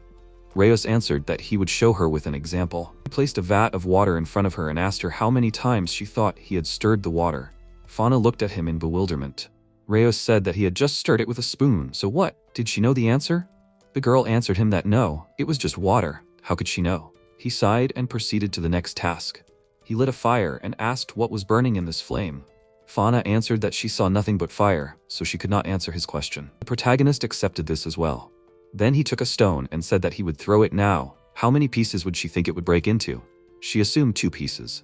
MC threw it on the floor. The stone broke into 4 pieces. He noted that they were moving on. She asked him what was going on. He showed her the leaf and explained that he was going to launch it now. One side of it was marked with a sign. It would be tails. She had to answer which side would it fall on. The girl was perplexed. How could she even assume that? But she still took a chance and asked, "Tails?" He did this task several times, and finally he said that everything was clear to him. Wind magic suited her. Fauna was surprised, and he determined it like that? After all, it could have been a simple coincidence. He objected that 10 times in a row could not be called a coincidence. The details could go on forever, so they should move on to the next point. He asked her to take off her clothes. Seeing her indignation and surprise on her face, he said that everything was fine, it just had to be that way. She agreed, since it was necessary. Having undressed, the girl lay down on the bed face down. The protagonist, rubbing his hands from the sight of pleasure, said that he was going to restore the circuits in the circuit of her magical power. This would improve the flow of mana and make it easier to use spells. Let her not worry, this is a medical procedure, absolutely necessary. He sent a pinpoint charge of magic into her back with his finger, from which she jerked and arched. She said that she felt strange. Was this normal? She called him again, but at that moment he was thinking about what was happening. What was that? What in general is happening? Her mana circuit was in complete chaos. In his era, measures to restore it would have been taken immediately. Come to think of it, no one checked his outline after measuring his mana. Judging by her reaction, she had never even heard of such a thing. Was the usual technology of his time really lost? He felt that something was wrong. Technology had hardly advanced since his life. What had happened while he was dead? At that moment, the girl was spinning quite violently. She felt like she had been put through a meat grinder. He flew up to her, removed his magic and said that he was done. The girl stood up and said with surprise that she seemed very exhausted, but at the same time, she had such an unusual feeling. He replied that with the established circulation of mana, it would be easier for her to master magic. All that was left was to get a catalyst, and she too would become a wonderful swordsman. Fauna asked again, "A catalyst?" The protagonist explained to her that he had a lindworm, Badak had a 2-handed sword, Lion and Tilda had a small wand, Hillthorn gloves, and so on. In her case, the catalyst would be the twin swords. Let her lend them to him later. They would need to be inscribed with formulas. He also asked her to pay attention to the fact that his staff had its own will, and a contract was concluded between them, so he could cast spells without even holding it in his hands. But without a catalyst, he would not be able to cast spells. If the lindworm was very far away, it would become an ordinary baby. She should remember that magic does not work without a catalyst, no matter how powerful the mage was. She said that she understood everything. She remembered how Colette had spoken to her wound. How had she done it then? The protagonist, noticing that she frowned slightly, asked her if something was wrong. The girl answered him that everything was fine. He continued that they would now learn spells in real combat. He asked her how she felt about practicing well by completing quests in the next few days. Was she free tomorrow? Fauna replied that she was free. It was late evening. Anje was training hard for the duel, imagining her opponent in front of her. Fauna, meanwhile, was already fast asleep like a baby. The protagonist sat and drew something hard. Lindworm asked him if it was time for him to sleep. The protagonist asked if it was already that late. Lindworm looked at his drawings and asked what they were. Royce said that he was thinking about how best to incorporate wind magic into Fauna's fighting style. The staff noted that it all looked promising. MC said that everyone learns magic in their own way. Fauna is his first student in this era. He cannot afford to lose face. The staff made a thin ringing sound. The protagonist asked it, what was it? Lindworm answered that magic is so much fun. Indeed, studying magic he shows such energy as nowhere else, even today. Frankly, he was worried that the master would take advantage of Fan's ignorance, and under the guise of restoring the mana circuit, he would shamelessly solicit her. But, to his great surprise, he did not do this. He laughed like a bell with warmth and pride for his master. The protagonist suddenly realized his mistake. He exclaimed, and how come he himself did not think of this before? He began to bang his head on the table in despair, complaining that his precious staff told him about it so late. Lindworm said sadly, "What a perverted idea," he lost in his premature conclusions. The protagonist exclaimed that his attribute is a real genius. Lindworm called him a great pervert and prayed for someone to kill him. In the Eastern Training Center of Barante, Ange thought with a serious face that her condition was perfect. She is now stronger than ever. Come on, let her come here, she will defeat her today. At this time, Fauna was fighting a bear. MC noted that she should not forget about magic. The girl immediately rushed to attack and, using the ability of the wind, destroyed the enemy. After defeating the bear, the protagonist happily said that she did an excellent job. Suddenly, Fauna fainted right on the ground.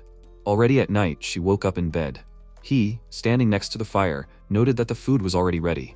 The girl said that using magic in battle is very exhausting. MC replied that nothing can be done, she needs to get used to it. Now she is forced to think about her actions when she casts magic during battle, and it takes a lot of strength. But over time, the magic brought to automatism will significantly increase her combat potential. And now, let her eat well and sleep. Tomorrow they will practice from the very morning. The next day, Fauna continued to kill monsters. Suddenly, one of the dragons began to fly away. The protagonist noted that if a monster of this type escaped, then it can no longer be caught. Suddenly, the girl used the windbreak skill and cut the dragon in an instant. MC was very surprised at first, and then began to rejoice. She asked in bewilderment, did she really just do something amazing? After some time, they returned to the adventurer's office. The protagonist put the papers on the table and happily noted that this was confirmation of the hunt. 2 killwolves, a mutant mountain bear, and a dwarf wyvern. All quests can be closed. Elia exclaimed in wild shock that they did it so quickly. Fauna asked in bewilderment, is that so? She only remembers that they had to sweat. She replied that she had just taken these tasks 4 days ago and had already completed everything. The girl noted that a lot had changed in 4 days. She would take another quest right away. Elia shouted, maybe she should rest a little? Suddenly, an enraged Angie entered the room. Fauna, with a calm face, said that she forgot. Let her forgive her. The girl ran at her and shouted that she would not get off with just an apology. The other adventurers began to shout that they were fighting. Let someone stop them. Last time, they almost destroyed the entire guild. Fauna easily dodged the blow and found herself behind her opponent. Angie calmed down a little, but decided to deliver a roundhouse kick. The girl thought about pushing her onslaught with the wind. In an instant, Fauna spun her around and dropped her on the floor. Suddenly, Marcia appeared between them, ordering them to stop. She said that the guild leader was calling them to him, including Royce. After a while, they gathered in the leader's office. Fauna noticed that the strongest people in the guild had gathered there. He started talking, saying that he had one conversation with them. But what was going on with Ange? She whispered with an incredibly angry face, through gnashing of teeth, that she was so angry now that it seemed like she was going to leak. The leader continued, saying that Zelgius had received the power of a monster from someone. And he was not the only one. More and more monsters with the abilities of other monsters were appearing in the vicinity, and there was always a strange circle of movement nearby.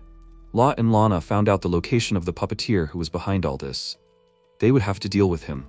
Lot reported that they had originally intended to spend all their savings on this quest. But according to the available data, it can be concluded that the enemy is quite strong. The guild leader said that their money would not be enough to pay for B-class adventurers, and he did not want to demand that they work for pennies when the customers were his guys. Therefore, those who completed the quest would be allowed to participate in the exam for promotion to A-class. All the adventurers were immediately very surprised. MC asked in confusion, is this really such a rarity?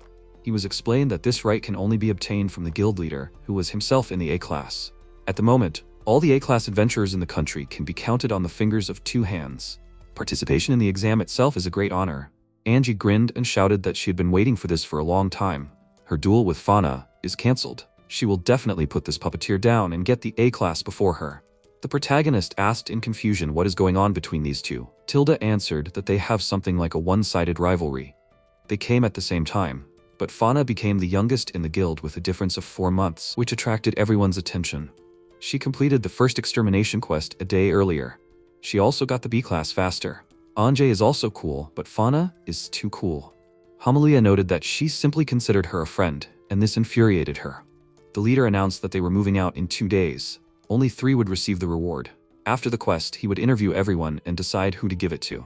He hoped that they would all give their all. Lot asked if he was sure. Lana asked fearfully, what if Director Brett lied to them? There could be a trap.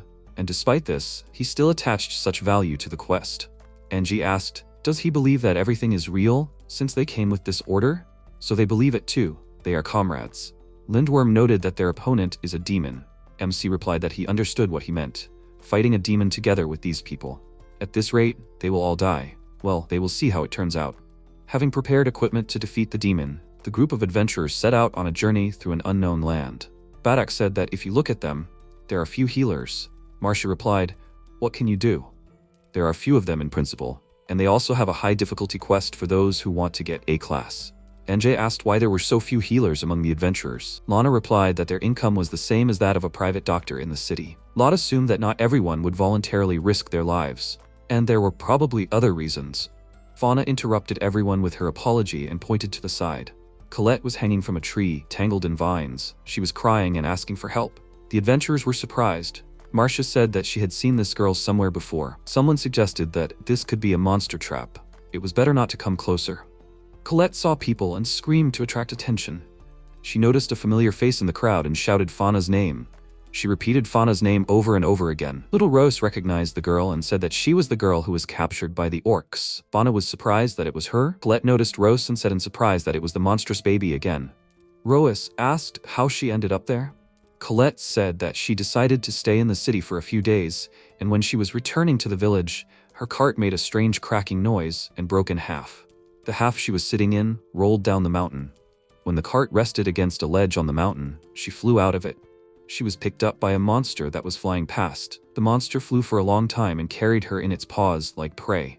All this time she screamed loudly, and when the monster got tired of it, he abandoned her. She fell on the tallest tree and got entangled in the vines. That's how she ended up on the tree. Badak thought for a moment and said he didn't know if it was luck or not.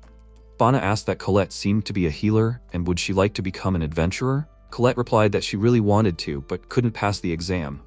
Fauna asked if she would like to join them as support. They needed healers.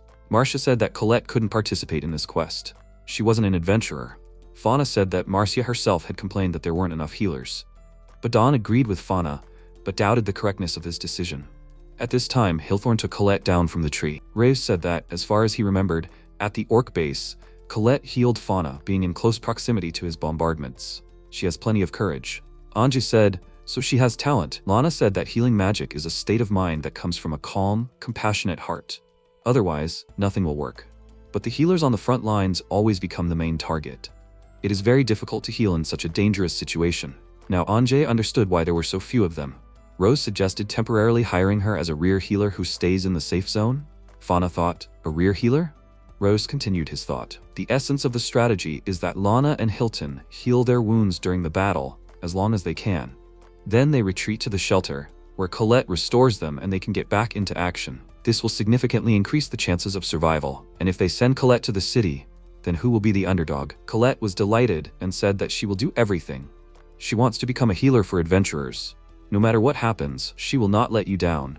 Badak said that Marcia was with them, who had been taking the entrance exam for years.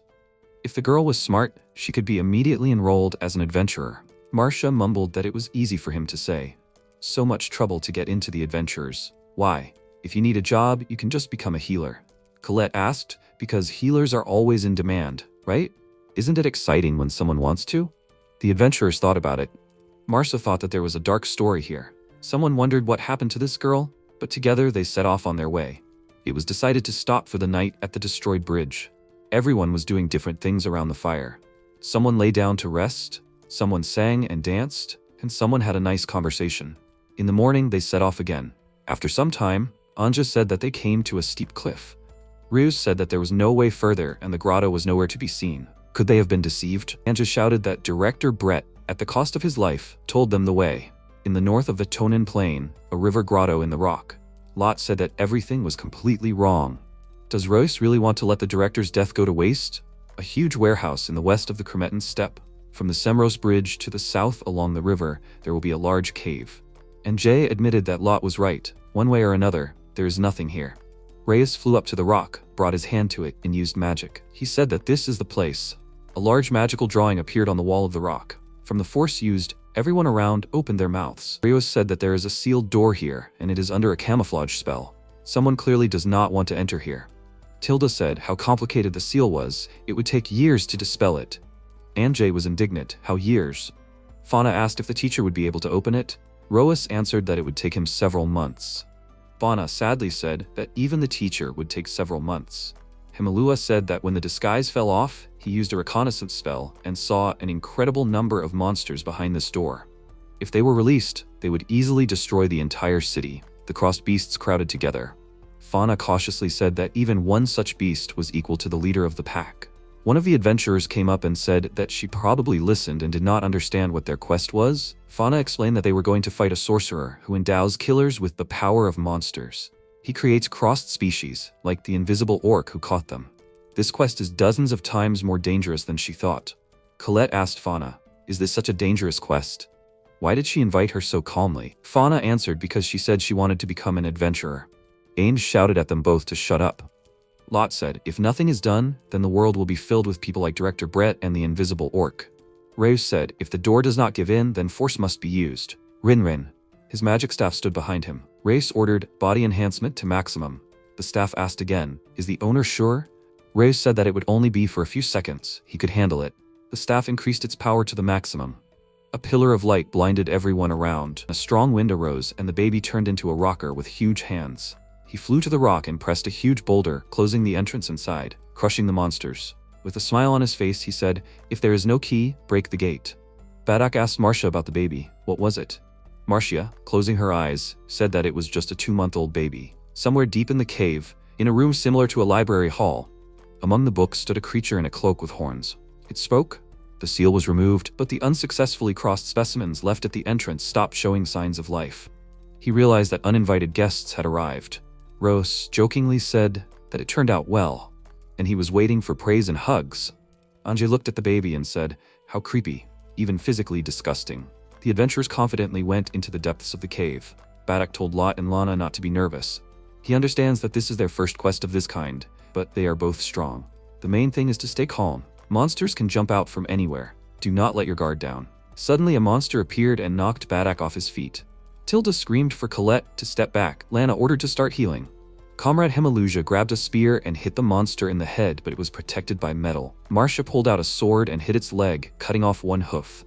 The monster turned and rushed to attack again. Marcia screamed that the outer shell is hard, but the joints are like a normal wild boar. We must aim for the joints and eyes.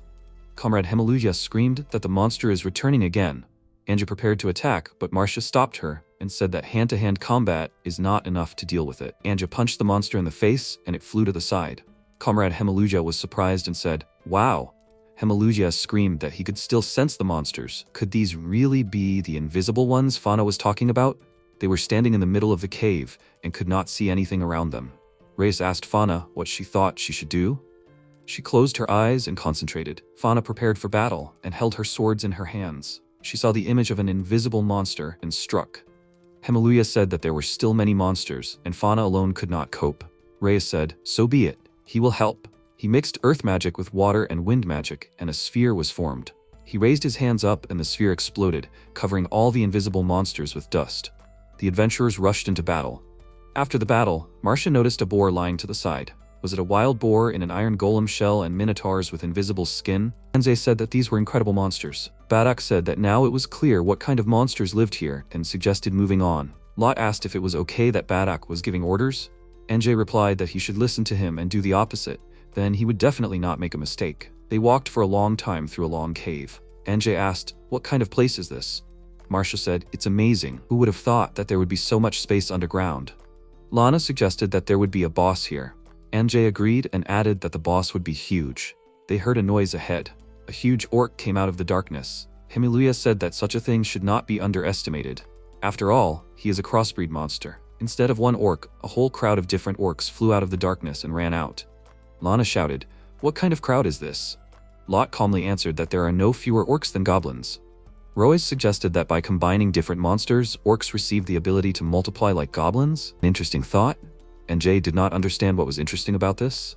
Badak suggested discussing some of the monsters' weaknesses. The orcs surrounded the adventurers from all sides. Badak noticed that one type of orc had poison. Tilda tried to erect a magic barrier, but noticed that another orc was reflecting this spell. And now their numbers were not the only problem. Anjay tried to fight back in hand-to-hand combat. She suggested to Fauna that they have a competition for the number of orcs they had laid out. Fauna agreed, and the competition began. Hallelujah did not understand why they were smiling and what was wrong with them. Lot, as always, calmly answered that he was a natural-born A-class. Little Reus joined the fight with a magic staff. He asked what the master would do. It would be possible to bring down all his power on the orcs like during the battle with the spiders. Reus agreed and said that it would be an easy victory. But it was unknown what level of demon was waiting for them at the end. He could not afford to waste his strength now. The staff was indignant and said that everyone would die if nothing was done. Reus thought about it. He remembered something thanks to Rin. The staff was surprised. Reus replied that these were the details of the battle with the spiders. Tilda was surprised by what Reus was doing. He reproduced a magic circle. Tilda asked, was it a summoning circle? She couldn't believe her eyes that the baby could summon. Reus decided it was time to summon a strong ally. The staff asked if the owner was sure of what he was doing. Previously, he had made contracts with many magical creatures, but not in this era. Reus said, "Come my mommy."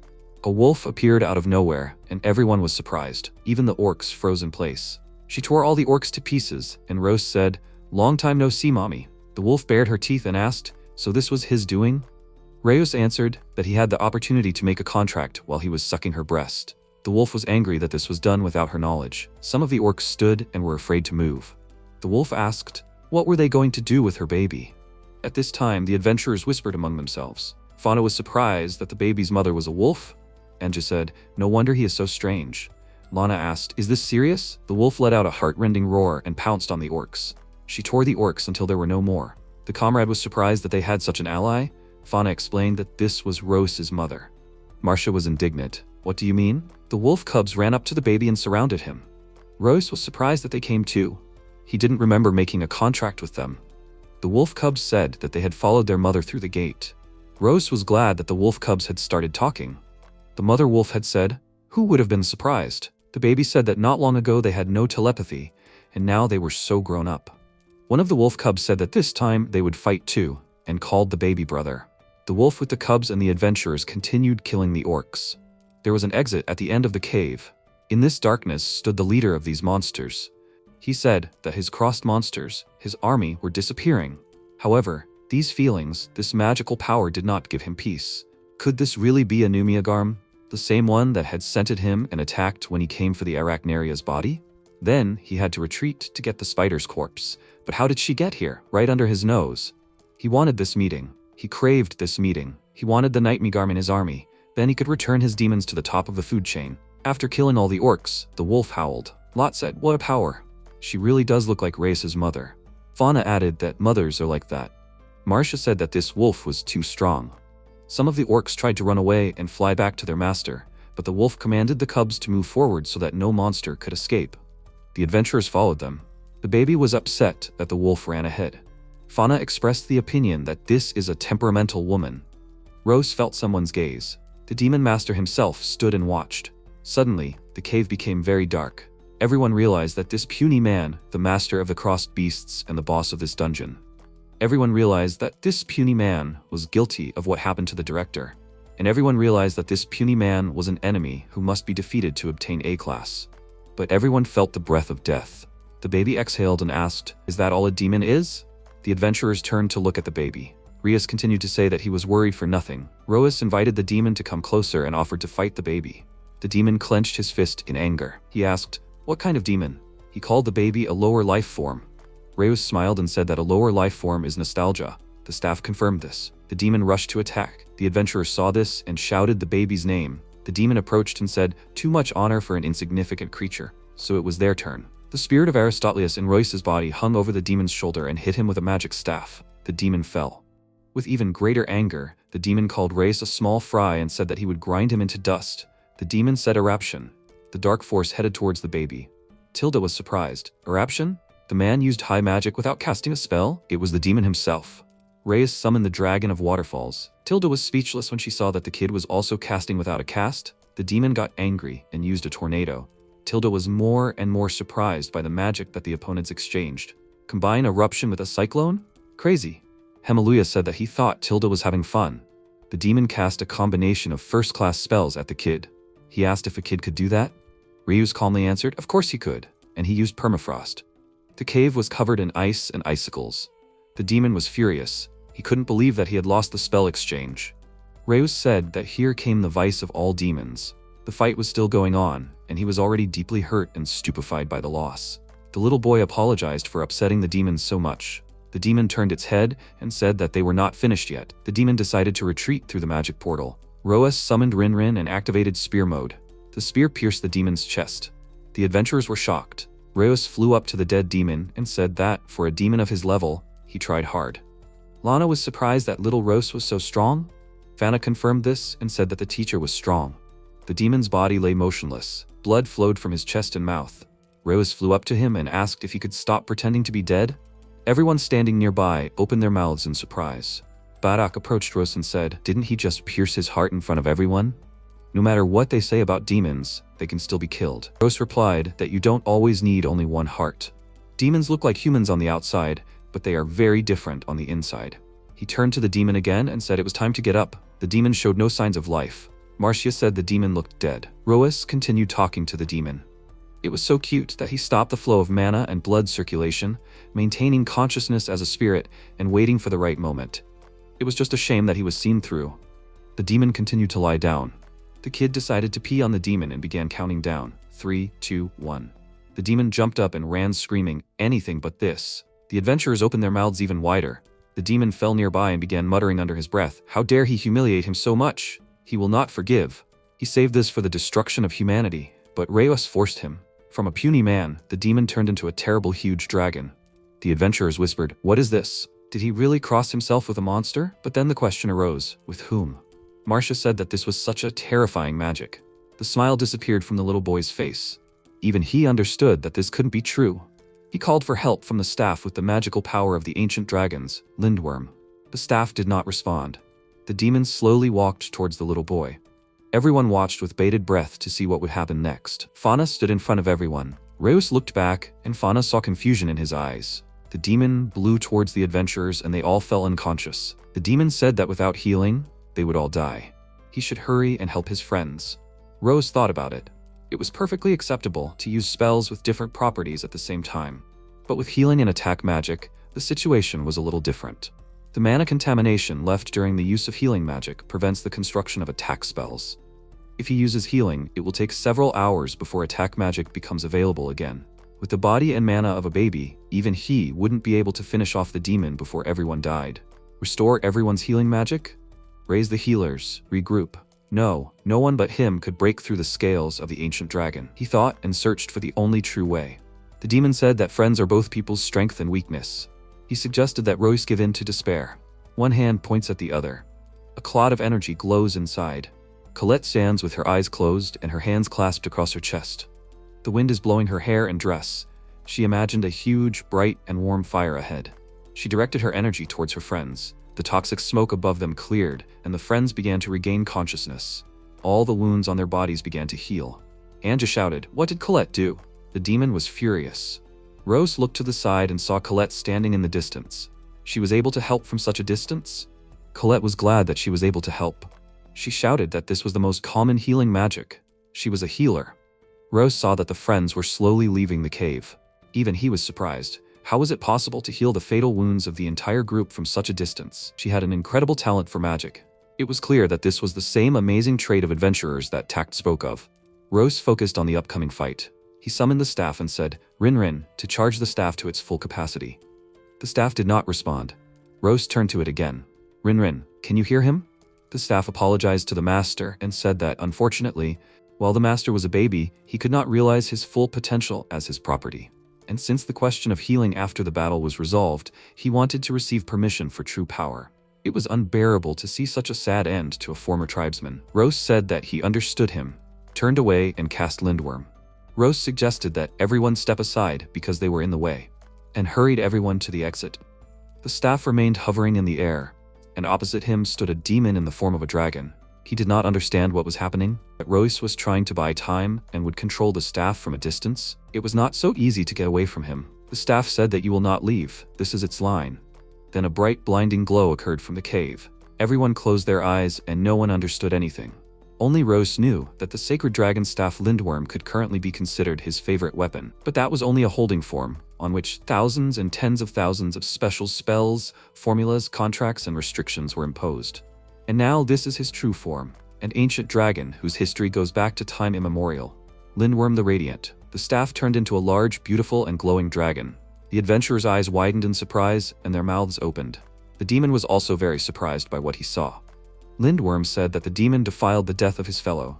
For this sin, he must pay with his life. Everything around him began to spin and whirl. Various portals opened. Supreme defense. 6-stage barrier. Lindworm sent a bright cloud of energy towards the demon. A black hole formed in place of the demon. Lindworm said, "What a shame," from the first blow. After these words, the dragon cooled down and turned back into a wooden staff. He said that he was hibernating longer than before. He hoped that the master had prepared a spare staff. Rose allowed him to sleep peacefully. The staff asked him to promise that the baby would not harass the girls just because he was sleeping. Rose smiled and replied that he would think about the advisability of such abstinence. He took the staff in his hand and went. In the absence of Lindworm, Rose begins to act up, Riz drools and harasses the girls. He said that he tried so hard, so tired, and asks to lie on the woman's chest for at least a little while. Anja shouted, "Can she rest for at least a little while?" Rose insisted that he just wanted to lie on their chest. He just wants to sleep. Hamiluya asked if he was telling the truth or being cunning. Rose replied that he was not being cunning, he was just a baby. Anja shouted that babies do not call themselves babies. They can't talk at all. Rose flew up to Anja and tried to cuddle up to her chest. Somewhere in the cave, a small black spot was moving. It thought he was alive. He survived. It was the surviving part of a demon, his left eye. The eye decided that it was necessary to hide and lie low. It would merge with another living being and recover. It would have to start all over again from scratch, but that was okay. The main thing now was to escape. The eye tried to move, but something went wrong. He saw a mask on his face and a hand reaching out to him. He thought it was Zelgis, but how? He should be dead. The eye examined a boot and a woman's face. It was Lana. She said that if he knew everything, then he really was connected to the director. Lot and Lana were standing nearby. They found a piece of the demon and tied it up. The eye asked, "So this was their doing? Clever." Lot asked the demon, "Was it he who drove director Brett crazy?" The eye answered, "That's right. He was a pathetic person. It was worth only a little shaking of his moral principles, hinting at the legacy of the deadly art. In fact, the demon just needed strong children as material for the crossed beasts. Having fulfilled his task, Zelgius became of no use to him. A weakling is capable of raising only the same weaklings. He was a useless old man." Lana was indignant. The demon's eye continued. He does not know what happened there, but having refused the calling of a killer, the director raised good-for-nothing children, and the demon is not interested in any trash. He deliberately angered them so that they would come closer. The demon admitted that he was the one who modified the magic thread that Zelgius used. It would not be difficult to intercept control by wedging into its formula, but as soon as he is freed, he will be able to possess them. Lot held the ring in his hand and said that Rose had adjusted the thread, calling the previous form disgusting. "Now it will hold until you command it, using this ring." Lana said that demons were amazingly tenacious creatures. They could live for centuries without water or food. Weak and fragile people could only envy this. Lot and Lana wished the tied demon long life. Lot demonstratively broke the ring. The eye demanded it to be untied. Lot and Lana turned around and left. The tied eyes screamed for a long time. It begged them to stop and come back. The cubs licked Rose. Wolf said that she felt a terrifying magical force. It must have been either the staff or Rose himself. She asked if he had dealt with his enemy. The protagonist answered easily. Wolf asked how the baby was living in the city. "No strangers bothering him? Do you still have a supply of breast milk?" The baby seemed to have lost weight. "This is not right. He is growing and needs to eat well and of course get enough sleep." Race agreed with everything. He said that Wolf was busy with the escaped orcs. He wondered how fast they were. Wolf answered that they got rid of the orcs quickly. It's just that where they had escaped, there were many more of the same disgusting crossbred beasts. One was even larger than herself. This beast said that it was a perfect specimen and was not inferior in strength to the demon master himself. Reus was surprised that there was even one like that. Wolf answered that there were no more. Roas praised Wolf. Comrade Hemaluya was surprised that Rose was raised by a Nightmegarmer. If the Blazel couple knew about this, they would faint. The protagonist asked what the Blazel family had to do with it. Comrade Hemaluya replied that the Blazel were the ones who acted as guardians by not allowing monsters from the Forbidden Forest soaked in the magic of the god's sword into human territory. He asked if Roas was familiar with this family. The protagonist replied that it was an old story. Marcia was surprised how it could be an old story if he was only 2 months old. Race asked Wolf if she had met such people. She replied that she had not yet. Although there was one couple, a man and a woman, who were not afraid of her appearance. Maybe it was them. Those two really did smell like him. Rose wondered if the man and woman who smelled like him could have been his parents. Wolf said that it looked like they were looking for something or someone. Maybe he will return to his parents after all? Rose answered that if he would return anywhere, it would be to her. Wolf asked why. Reyes answered that he was a member of the pack. Wolf said that it was time to say goodbye. Reyes was upset because the summoning time should not have been so short. He realized that it was due to the limited capabilities of the staff and said goodbye. Disappearing, Wolf told him to call them at any time. Rose said that they would definitely see each other again. Rose looked at the spare staff and thought that this staff was far from the capabilities of Lindworm. If we talk about similar power, there is only one option. In the guild building, the guild leader summed up what he heard, so almost all the crossed beasts were killed by the one who raised Reyes, the Nightmegarm, whom Reyes himself summoned, and the puppeteer standing behind these creatures was destroyed by the staff that turned into a huge dragon. What are they saying? Marcia said that she herself did not believe it. Baddock said that this is so. He saw everything with his own eyes. The guild leader grabbed his head. In any case, everyone needs to be heard one by one. Baddock was the first. When asked who he would recommend for the A-class, he replied that of course it is Royce. Two more could probably be Fauna and Marcia. Fauna actively used magic, which she said she had mastered only recently. She fought with a wide range of techniques. Marcia acts straightforwardly, but thanks to her extensive combat experience, she demonstrated the ability to adapt and endure. Marcia was called second. To the same question, she answered that she would recommend Royce, Fauna, and Anjay. As for Race, everything is clear. Fauna is not tired at all, but Anjay will not hurt to monitor her stamina. Fauna was called third. She answered the questions. This is definitely the teacher, Anjay and Tilda. Tilda applied buffs to enemies from a distance, without interfering with close combat. Next was Comrade Hemaluya. He answered Royce, Hemaluya, and Hillthorn. Hemaluya, as always, conducted reconnaissance of the area, which gave an advantage in the fight, and Hillthorn, with his inherent calm, beat about 50 orcs to death. Then Anjay was called. She answered, the little one, Marcia and Fauna. If the director spills the beans about who she recommended, she will kill him. Hemaluya was the last to be called. He replied that he would only recommend Race, and that they would have to think about the rest. After hearing everything, the guild leader looked puzzled. Evening on the city embankment, Fauna thought about how the director couldn't just count the frags. After all, the difficulty level of the crossed monsters jumped wildly due to their different abilities. It would have been much easier to deal with ordinary orcs. She was sure that they would definitely choose a teacher. But the other two candidates would remain in question. Rose said that he was tired and suggested that Fauna take a bath together today. Fauna agreed. Anjay called out to them. Fauna asked what was going on. Anjay tried to shout something, but suddenly fell silent. Race asked what was going on. Nothing clear. Fauna explained that this happens to Anjay. Anjay said that she had defeated more orcs than Fauna. Fauna explained that she had only chosen those she could defeat, and she had left the flying, magic-only, and incredibly strong opponents for others. Anjay remembered the fight with the orcs. While she had fought them on Earth, Fauna had been hovering above. She had been jumping from place to place. That was why Anjay had been left behind again. Anjay had begged Race to teach her how to become strong. She hadn't understood when Fauna had managed to master magic. She had asked if she could do that. There was no way she could catch up with Fauna and her spells now. She had begged for help. She was ready to do anything to become stronger. Race had thought about the phrase, anything. He had smiled along with Fauna. Anjay had noticed it and asked what was wrong with their faces. Fauna had turned to Rose and said that the opportunities that magic gave were much more fun to fight with. Fauna really wanted her friend to experience this too. Rose smiled sweetly. Anjay stood naked in the bathroom and did not understand. Would this really make her stronger? She hoped that they were not deceiving her. Fauna calmed Anjay and told her not to be afraid. She would definitely become strong. Even if so, why strip naked? To restore the mana contour. Ryus called Fauna and she came up from behind and gave Anjay a hold.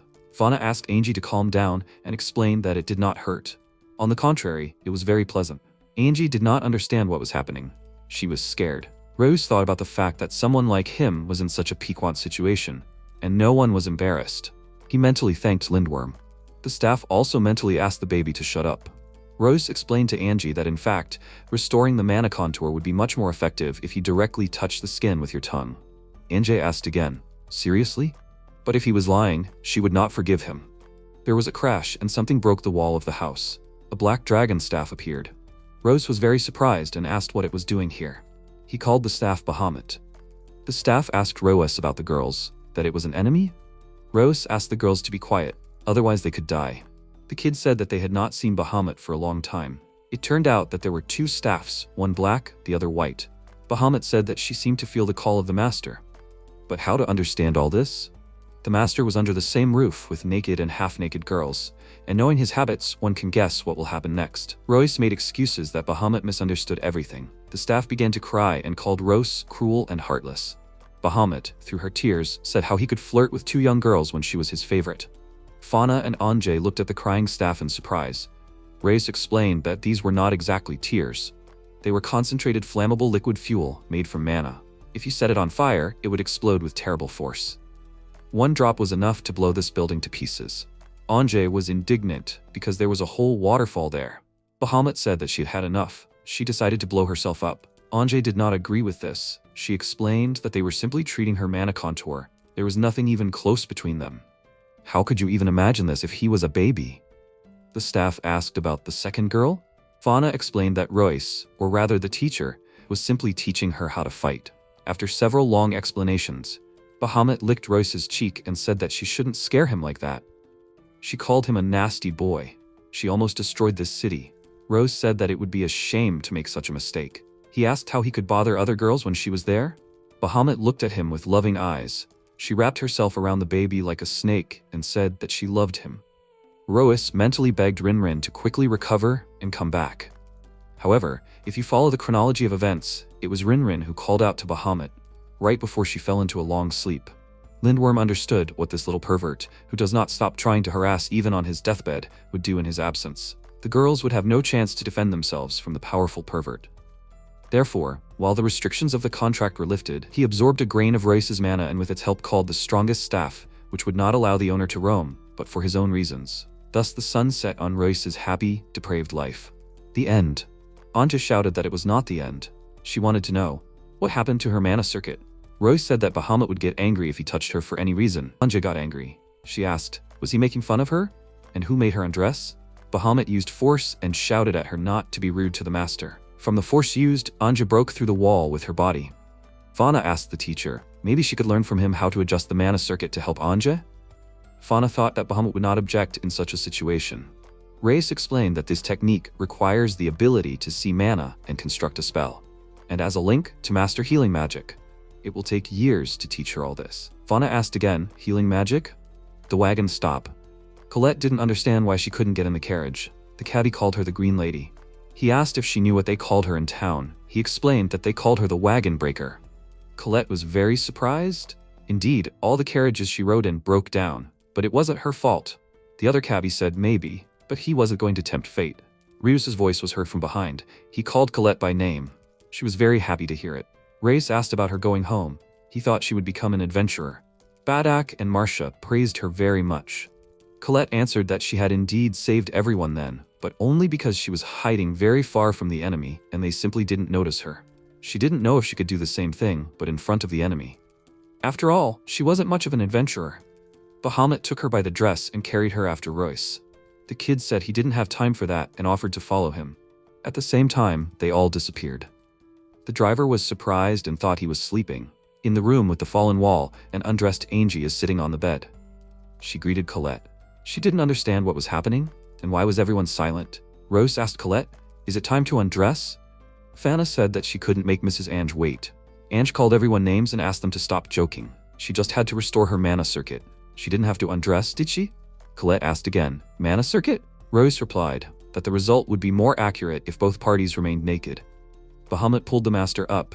Reyes said that he was joking, and Colette didn't have to undress. Colette asked, what is mana circuit restoration? She had never heard of it before. Reyes explained that it was a kind of massage to straighten the flow of magical power. He asked Ange not to worry. He would explain everything in detail now. First, he asked her to imagine the flow of mana. In essence, it was similar to the blood vessels in the body. Angie saw Fan's gaze. She asked, what's wrong? Fana was curious about what kind of magic Ange was good at. Ange answered that Fana was good at wind magic, but she became a swordsman in 4 days. Fana said, if she could do it, then she could too. Ange kicked. Fana is always first. By age of enrollment, by quest results, by combat skills. This makes her mad. Fana thought about it. She really was always ahead. Fana promised Ange that she would catch up with her right away. Ange answered, of course. She is not so weak as to endure it in silence. She started to say the word lose and immediately fell silent, because Colette touched a spot on her back with her finger. Her hands involuntarily flew up. Ange asked Rose again, is this really the only way to learn magic? The kid asked, "What's wrong?" "It shouldn't hurt." Anjay answered that it doesn't hurt, it's just unbearable. She could stand the pain. Colette touched the spot on her body again, and Angie flew up from the bed. Fauna spun her in the air. She told Colette that she was holding her and asked to begin. Colette asked if she was sure she could. Fauna said with a smile that she couldn't wait to see Angie fight using magic. Angie screamed, asking her to stop. Colette was confused. Reyes said that Angie needed this. Correcting the contour with her hands, Colette was glad that she was the one needed. Angie tried to stop Colette, but it was impossible. Fauna was holding her on one side, and Colette was doing her magic on the other. Reyes was calmly drinking milk from a bottle at that time. He looked at the damaged room and decided that he needed to move out. To the Adventurers Guild. Summing up what he heard, the guild leader decided that Rose, Fauna, and Anjay would participate in the exam to advance to Class A. Ilya was surprised. The leader explained that he had also considered Marcia, but she had refused because she wanted to give way to young talents. Ilya said that this was her style. The leader asked Ilya to begin the official paperwork. He added that this was a very unusual quest, so he would personally check the abilities. Ilya was surprised. After all, the leader had received a ban from the Adventurers Association after he had almost killed his opponent in the heat of the moment. The leader asked Ilya not to start. She must understand that the situation was not standard. He had no questions for Rose, but Fauna and Anjay's abilities last year were not up to Class A. Does this mean that they had gained undeniable strength in just 1 year? He asked to tell Fauna and Anjay to come to the guild in a week in their best form. Their opponent will be Dole, the Divine Feather. Ilya clarified, because Dole just wants to fight. She asked if it is worth notifying the Adventurers Association about this. Somewhere in the hotel, Colette was doing a mana contour massage to Tilda. She was writhing during the massage. Rose was watching this procedure with pleasure. After the massage course, Colette looked at the result of her work and said, "Perfect." Reyes said, "This is a flawless work with the mana contour. Colette definitely has talent." She was glad that the day had come when she heard such words. Reyes asked who taught Colette magic. She answered that it was a long time ago. Suddenly, Tilda broke through the ceiling of the hotel with accumulated energy. She cursed and screamed that it was just a fireball, but incredibly powerful. Rose said that he warned that they were doing a strengthening massage. Tilda agreed and added that it was strengthening, no word. She wondered if magical power grows so much from such a massage. She asked if it was possible to bring friends to this massage. Paletta replied that Rose said the more practice she had, the better for her. She was delighted and said that she would bring the rest of the adventurers. Everyone went to the massage, and Hamaluya, and the big guy Hilthorn, and even Badak himself.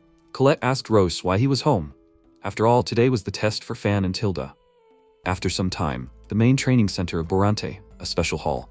Dolier, the Divine Spear, is a legendary adventurer.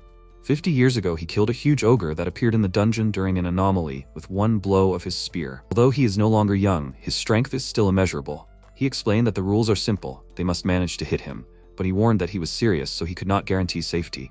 Fauna and Anjay stood like zombies and did not react to his words. Dalier was surprised. Royce told Coletta that he did not have to be there at all. Fauna's sister and Anjay's sister had endured a whole week of his special super training, and now they were in full combat readiness. He would be more worried about Grandpa Dalier. Dalier tried to get the girl's attention. He asked if everything was okay.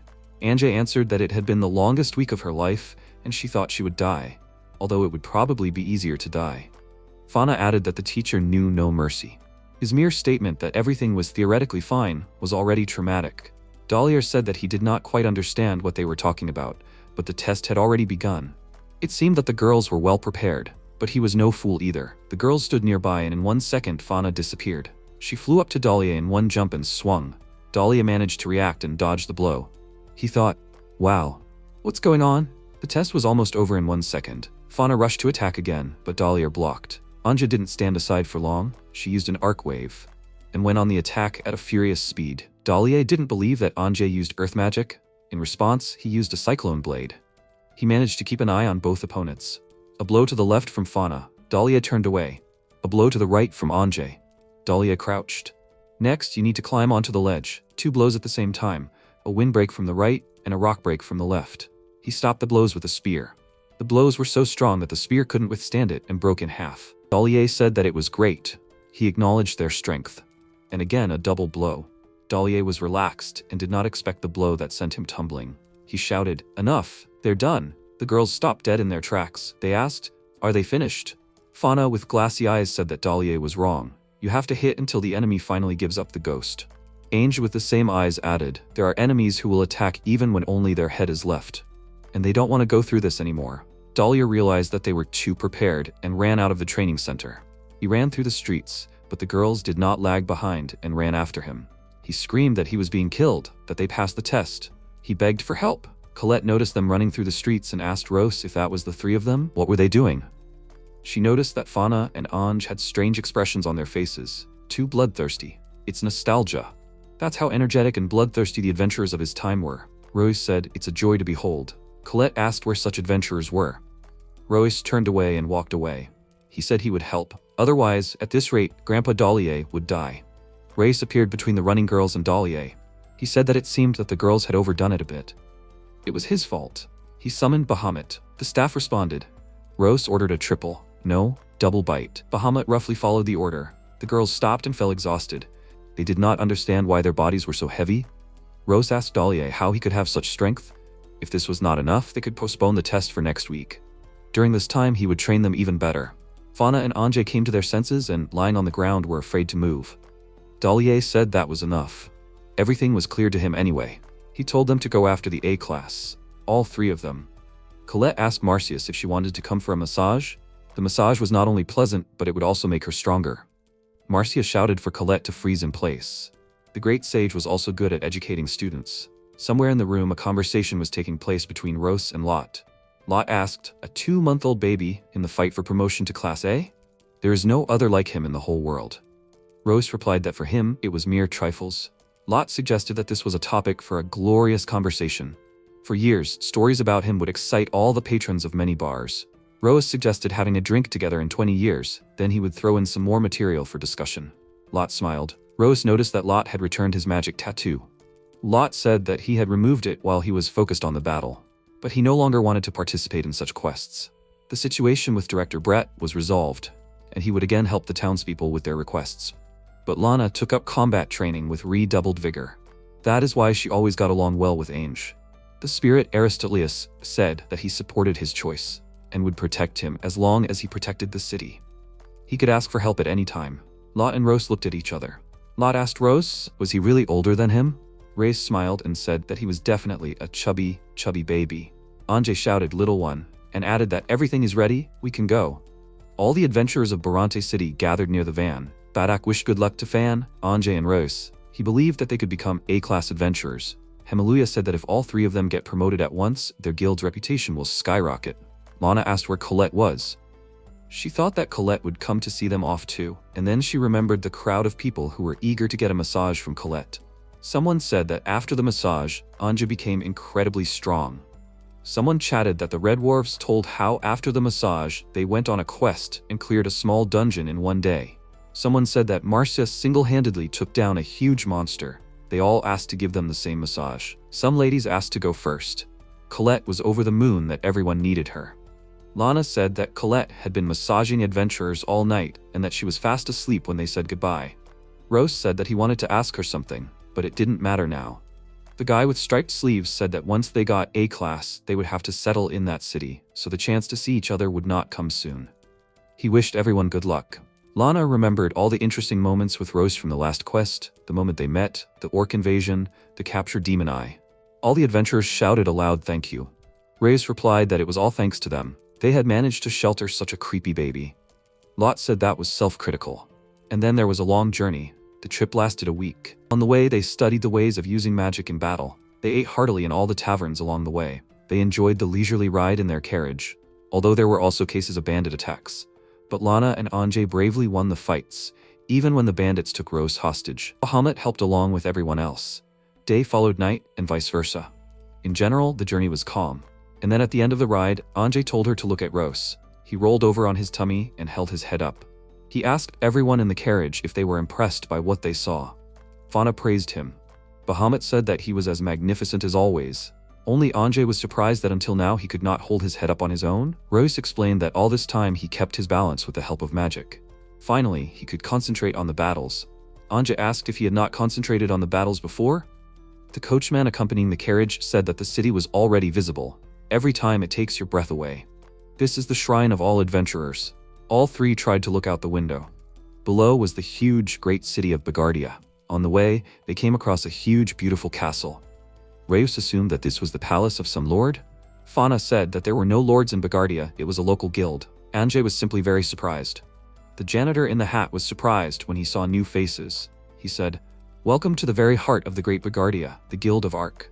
But something tells him that they did not come here for help. Anja said that they came to take the exam for promotion to A class.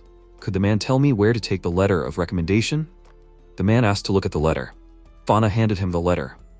And at that moment, the broom in the janitor's hands turned into a sword. A strong wind blew, and our adventurers began to be blown in the opposite direction from the man in the hat. As he left, the man said that they should remember this reaction. Among the A-class monsters, there are many who are ready to kill with one glance. Anjay was indignant. Who was this? A tall elf in a white dress came out and made a remark to the man in the hat for attacking candidates right at the entrance again? It was a peculiar manifestation of concern. The man in the hat said that those who cannot even avoid this will never pass the exam. The elf agreed with him. He asked for forgiveness and introduced himself that his name is Mordea. He works as a deputy head in this guild. And the man in the hat is Ark, the head of the Adventurers Guild Bagardia. The letter says that they were recommended by Dale himself, Fauna with twin swords, Anjay, a master of martial arts, and the baby sage Rose. Ark said that the grave will correct the hunchback. After all, he asked to know when to stop joking. But at that moment, Rose said that everything written is true. He is also taking the exam. Ark and Mordea screamed in horror. A talking baby. Bana said, "Well, yes, that's right." Anja said that everyone would react like that again. Rose clarified that now it was definitely possible to say that they were in a new place. Fauna and Anjay were staring at the elf. He noticed this and asked if this was the first time they had seen long ears. Anjay apologized for them staring. He laughed and said it was okay. Fauna asked if she could touch them. Mordsk replied that she couldn't. Ark adjusted his suit. So? He turned to the three and said that they must be very promising young people to have been selected by someone like Dolly. True, the exam was in a week. They could stay at their guild in any free room. Fauna thanked him for this. Ark was surprised, so young. He turned to Mordea. He asked, "What Ark?" Ark asked him if he was free today, right? And asked him to show the youth the city center. Mordea replied, "No, he just had one." He didn't have time to finish the sentence, and Ark persistently asked him again, "Are you free?" And Mordea had no choice but to answer, "Exactly." He asked the three young people to follow him. It was high time to take a walk around Bagardia. They all walked together along the painted streets of this city. The girls walked with their eyes wide open. Fauna asked, "Are these souvenirs?" Mordea answered, "The manju sets released by Ark are popular this month. However, it looks like they are taken for punishment games." Anja asked again, is it bad? Fauna saw a huge weapons store. She invited Anjay to go have a look. Anjay saw it and exclaimed, "What a huge sword." Mordea confirmed, just in line with the theme of the Festival of Giants. And here is the hungry street. There's even all sorts of foreign cuisine. Anja gasped. Her mouth immediately started to water. Fauna and Anjay pounced on the various foods with greed. Anjay turned to Mordea and asked, "What's there?" He replied, "Just a small playground based on magical artifacts. Try it. It's fun." The girls ran there. Mordea watched them go. Rose stayed behind him. Rose noticed that Mordea easily found a common language with the girls, a real ladies' man. Mordea burst out laughing and replied that children their age simply adored him. But he himself preferred someone older. If only there were a beautiful maiden here, no younger than 180. Rios noted that among people, an elf had nothing to catch in principle. Rios thought about it. It reminded him of someone. He told Mordea that he admired him, to leave the forest and work in the city with people. Surely he faced condemnation from both sides. How lonely. At that moment, other elves passed by. They greeted Mordea and asked what he was doing here. He was surprised that they were here, guys. One of them asked, "What, are you babysitting a child?" "I bet Ark ordered it. It's not easy for him." Mordea replied, "Oh, come on, it's part of his job." Another elf said that Mordea was such a good guy. "Oh well, they'll drink next time." Rios was surprised. God, what a crowd of half-elves. There's no sign of loneliness here. Mordea asked Rose what was wrong with his voice, and without waiting for an answer, told him that the coexistence of peoples with different life expectancies has become commonplace. He assumed that Reus got his knowledge from books, which is now considered outdated information. In large cities, as a rule, there are a lot of half-elves. Pure-blooded elves, well, it seems still live in the forest. The protagonist was surprised. Outdated information. Mordea continued and told him, elves used to look down on people, and that's why half-elves were oppressed. Reus thought, this is closer to his time. Mordea continued telling the story, but one high elf went to study with an extraordinary human sorcerer and gave the forest elves a good thrashing. Having become the head of the forest, she eradicated discrimination for many years, thanks to which he and those guys were born, and they happily live side by side with people. Thanks to the best student of the great sage, the queen of the elves, Mrs. Melter. Suddenly, the protagonist started vomiting. The elf was surprised and asked, "What was wrong?" Reyes answered, "Yes, everything is fine. Babies spit up milk all the time," and he thought, "Wow, I didn't expect to hear her name here." "So that's it, so she is the queen." The elf asked again, "Is MC really okay?" The protagonist answered so that the elf wouldn't pay attention. An old memory just surfaced. Mordia was surprised. "From the womb?" Reyes answered, "No." Fauna ran up and turned to the teacher. Anja ran up after her and called him a little one. She said, "It's so cool here. You can find anything." Fauna handed over the cotton candy and said, "Here you go. It's called cotton candy. Delicious." Then she remembered that the teacher only drinks milk and said then she'll get the cotton candy. The protagonist noted that they were having fun. Mordia continued the story. In Bagardia, there is a huge dungeon.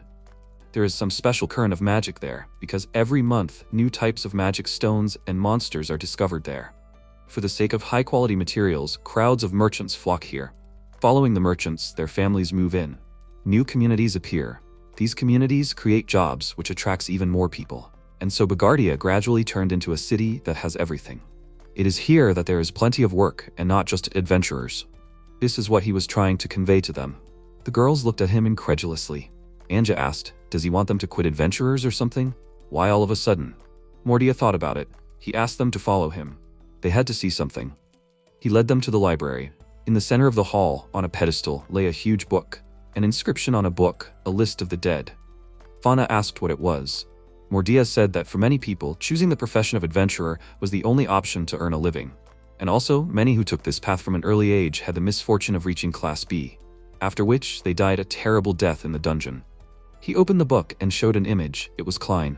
He was an extremely skilled swordsman, but an army of ants with bodies of steel left him only bones. Mordia turned the page. It was the magnificent young magician Rufus. Orcs from the dungeon broke his arms and legs, tore out his tongue and threw him into a well. The elf turned the next page, a girl Lena. She disappeared during the exam for Class A, falling into a nest of worms. Unfortunately, she survived, in the form of a breeding ground for worms.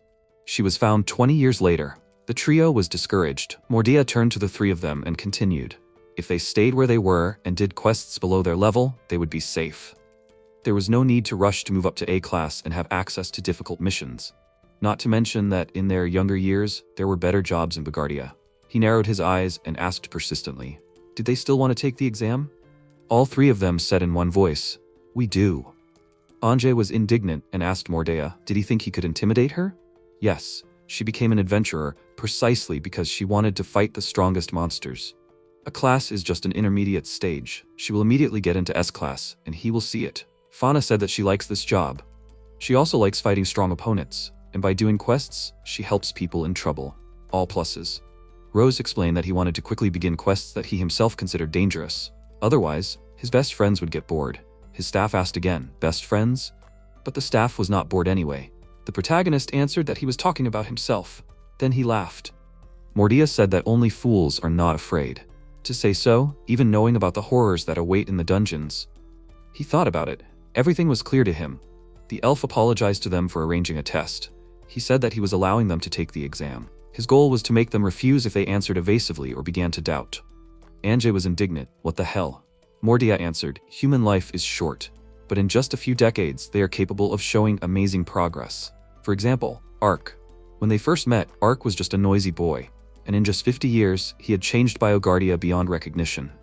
Mordia would hate for the next decades to go to waste because young people like them were dying tragically. He wished everyone success and asked them to try not to get into this book. The trio was a little angry with him. Fauna and Anje both said, of course. 1 week later, Gain asked if there were 11 people taking the exam this time, right? Emily said she liked these faces. Gain said, not bad, not bad. Now let's see how many of them survive. Guardia Dungeon, Level 5, Vengeful Forest. Fauna said that the fact that the entrance to the dungeon was straight from the guild was shocking, but this. Anje said, your eyes are running wild. And this is not even the entire dungeon, just one room. No matter how you look at it, the ceiling here is much higher than the gully they descended into. How is that even possible? Gain replied, who knows? Even he doesn't have an answer. They get here by going down the stairs, but whether this place is really under the guild is a mystery. In any case, everything here lives by its own laws. It's okay if they don't give up. He asked them just not to die. The protagonist stroked his chin and said, for once, it's getting really interesting. The Bagardia dungeon, a terrifying labyrinth full of secrets. But the Rose group doesn't yet know that there is something scarier in Bagardia than this huge dungeon. At this time, someone was climbing the stairs and coughing loudly. The man opened a bottle and threw it on the ground. Smoke came out with a hissing sound. The man quickly ran further up the stairs and laughed loudly. What was inside this suspicious bottle? At this time, Ark and Mordia were discussing the affairs of the guild. Ark was surprised. Phew, a new section of the dungeon was opened? More paperwork. Where does all this enthusiasm come from? Mordia said that Ark should be proud of himself. Everyone looks up to him. Ark replied that he hadn't been down for 10 years. That's who they look up to. He seriously suggested to Mordia that it was time for him to become the guild master. Mordia asked Ark not to play poor. Ark said, well, he was already 80 years old. He said that he was going to take a nap and asked to wake him up in 30 minutes. Mordia was unhappy. Meanwhile, the A-class exam was going on in the dungeon. Emily used a magic spell and summoned a small monster, which immediately turned into a huge one. The monster attacked Gain. Gain defeated the monster with one blow. The examinees began to whisper, that monster. Someone said that it was a mountain worm, a boss-level monster. Another examinee was surprised that the monster was defeated with one attack. Gain heard the whispers and shouted, hey, you there! Stop whispering! He asked to praise him louder. Emily said, that's just the tip of the iceberg. There are a lot of dangerous monsters in this area. And they're not the only thing that poses a threat. The protagonist muttered, some weirdos. Angie answered him. Who's talking? Gain announced, and now about the task. Everything is extremely simple. You need to catch a certain monster. Within 1 hour, you need to find an escaped lizard. This is the first stage of the A-class exam. All the examinees were very surprised. An escaped lizard? Someone asked, isn't this the lizard monster that can become invisible?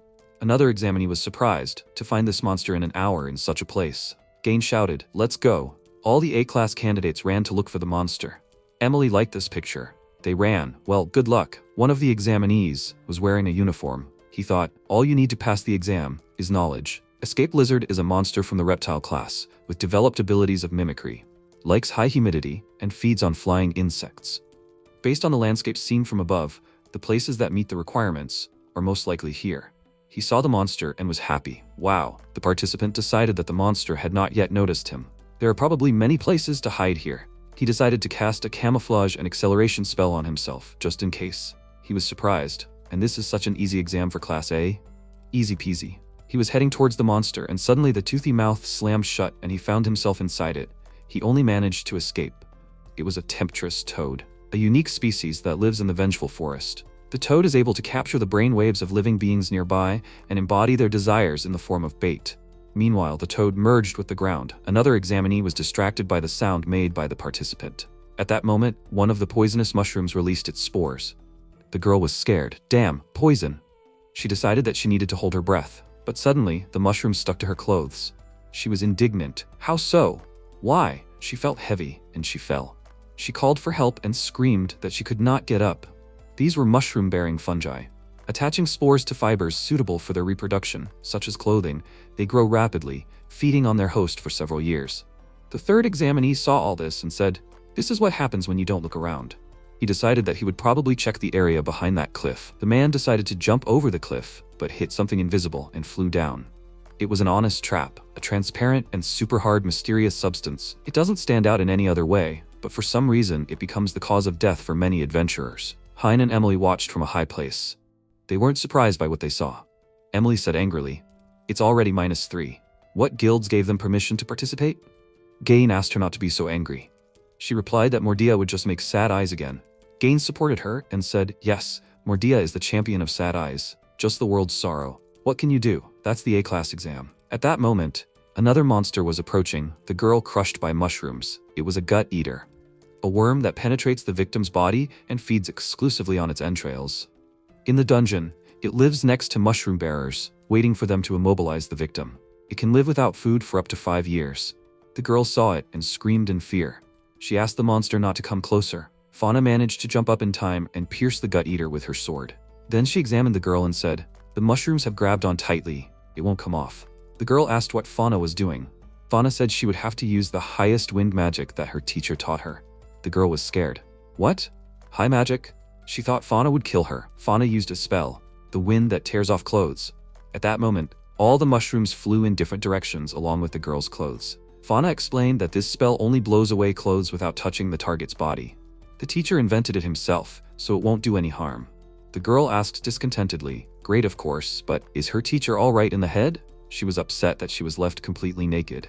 At this time, Anje, using her spell, lifted the jumper from the bottom of the gorge. She asked if he was alive. He answered, saved, and asked to let him go lower, otherwise his head would crack. Anje put him on the ground. Well, that's all. She asked him not to get upset and said that now she would take him to the examiners. He was indignant and asked, have she gone crazy? What about the exam? Angie replied that she would think about it later. Emily saw it all with her own eyes and asked, is this a joke? They are bringing the wounded back here. Gain replied that it was the first time he had seen such a thing. Adventurers usually don't go that far. Emily confirmed this and said that most of them are selfish.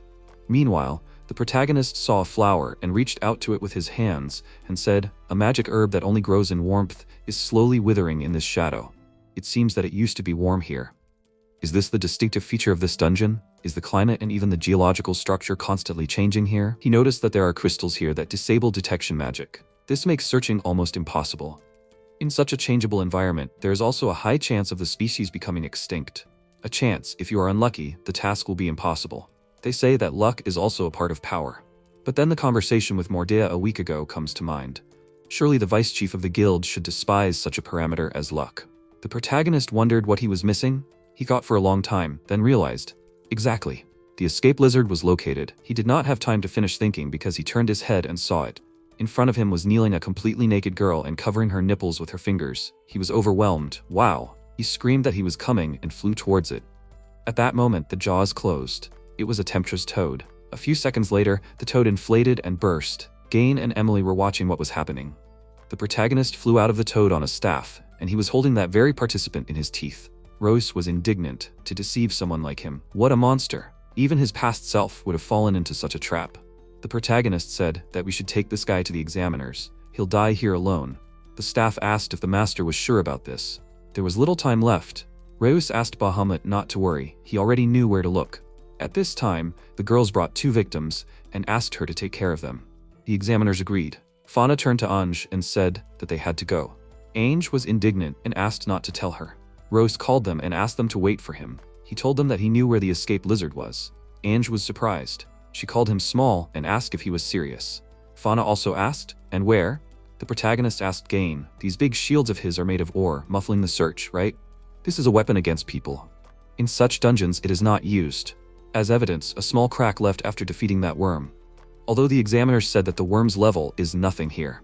Let's move on. Emily put up a barrier here. At first, the protagonist thought that this was done to fence off a safe zone where enemies from the outside could penetrate. But there was no need for a barrier when Gain was nearby, capable of killing a monster even with a weapon not intended for attack. So we have a place where search magic cannot be used and which is protected by a barrier, although external enemies do not pose a threat to us. Fauna thought about it and used airflow reading. She felt movement and called Ange, saying that it was behind her. Ange turned around and used the Quagmire spell. 2 monsters were defeated. The protagonist ordered Bahamut to make 1 bite. The staff obeyed. Yes, master. It bit. Ray said 11 pieces, exactly like the participants. Ange was surprised. She could not believe that the monsters were at the starting point. Royce asked, well, did they pass? Gain and Emily looked at the 3 in surprise. Gain answered, spot on. They passed the first stage. Another examinee came up to them and asked, what? Wow, there were so many lizards here. What a surprise. She was holding one of those creatures and said that she tried so hard to surprise everyone. She chuckled and continued, so those were at the entrance? She did not expect that. She said that she put a lot of effort into searching. Gain was surprised. She found them? An examiner is not supposed to say that, but he was amazed. Emily asked her what her name was again. The girl answered that her name was Jane. Let's get acquainted. Ryus's mouth began to water. He asked Jane how she found it. Detection magic and knowledge of the outside world were useless here. If she did not mind, he would like to know. She thought about it and said, here, right here. They tell her? Reyes asked again, who were they? She calmly answered, adventurers who died in this dungeon. And Jay and Fauna were surprised. Ryus asked, what's that? She means to say that she hears the voices of ghosts? Well, she's creepy. Jane replied that she's not creepy. Cool. The protagonist thought, hear the dead? If that were possible, then in his past life, he wouldn't have spent so much time researching death. Jane looked at him incredulously. Meanwhile, the test time was over. Gain announced, so an hour has passed, the stage is complete. Those who didn't pass are sent to the guild with the teleportation stone. Don't worry, the healers are already waiting for them there. And now it's time to give the teleport signal to those who haven't returned yet. Jane said that there's no need. They're all dead. Gain was surprised, really? He said that he would give the signal anyway. What if she was wrong? Jen answered, indeed. They went down the stairs even lower into the dungeon. Bagardia dungeon, 6th level, 4 to 6 hot lands. It was very hot. Sweat was pouring off everyone. Angie said it's so hot. What nonsense, for something like this to happen right under the forest. Rose asked, very interesting, right? She asked in surprise, and in what place? Fauna said, just being here is already very exhausting. Such a high stamina consumption will have to be taken into account during the fight. She was holding the protagonist in her arms. Angie was surprised, wait a minute. Why are Fauna and Rose so serene? Aren't they hot? Fauna replied that the teacher was incredibly cool. Angie was indignant. What? Rose said that he transforms the mana enveloping the body into the element of ice. This significantly reduces the heat. Angie screamed, why didn't they tell her? Hey Fauna, give me the little one, she's unbearably hot. Fauna was indignant and said, after all, Angie never carries the teacher in her arms. It's unfair to try to take him away just now. Gain thought that the girls were very energetic. Angie walked up to Fauna and Rose and pressed herself against them from the other side. She said, it really is so cool. Ah, she is alive again, amazing. Fauna also turned to the teacher and said that it was amazing. The protagonist was squeezed from both sides by a woman's breasts, and he said, I agree, it is amazing. Fauna turned to the girl and asked, Jane, right? She asked if Jane wanted to come too. It was refreshing. Jane replied that she was not that hot anyway. All three were surprised. Fauna asked if she also turned mana into ice. The protagonist grinned and said that he did not feel anything like that. Gain stopped and said that they had come to the right place. There was a fiery lava monster nearby. Emily explained briefly, the second stage is a practical test of combat skills. Gain added that they need to destroy the fire golem located over there. Once they succeed, the exam will be over. It does not matter who deals the finishing blow. He and Emily will watch the battle and decide whether they pass the exam or not. Hearing the words, the exam is over, Angie rushed into battle. What could be better than hunting a monster and no annoying puzzles, like finding someone who is invisible? Fauna was surprised that she was already running. Angie threw herself at the golem. In the air, she used the spell Volnittle and brought it down on the golem. She destroyed it with one blow and then asked, oh, is it all over? She smugly noticed and turned to Gain and Emily. You know, we should work on composing assignments. Gain apologized and said that the exam was still in progress. It was just a piece of the fire golem. Suddenly, the ground began to slip away from under Angie's feet. She wondered what was happening. Angie was standing on a large fire golem and it threw her off like a bug and stood up. She screamed, pushed off and landed next to the protagonist and Fauna. Reyes asked her if she was okay. She snapped at him. Shut up. Jane jumped on the golem with a battle cry.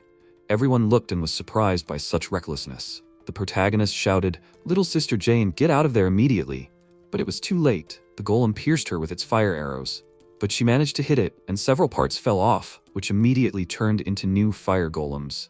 The protagonist stated high regeneration, self-reproduction, and power emanating from the enormous mass of the body. It can be said that they have a very formidable enemy in front of them. I wonder what Fauna and Angie will do? Bahamut asked, shouldn't the master take part? Race answered, on the one hand, yes.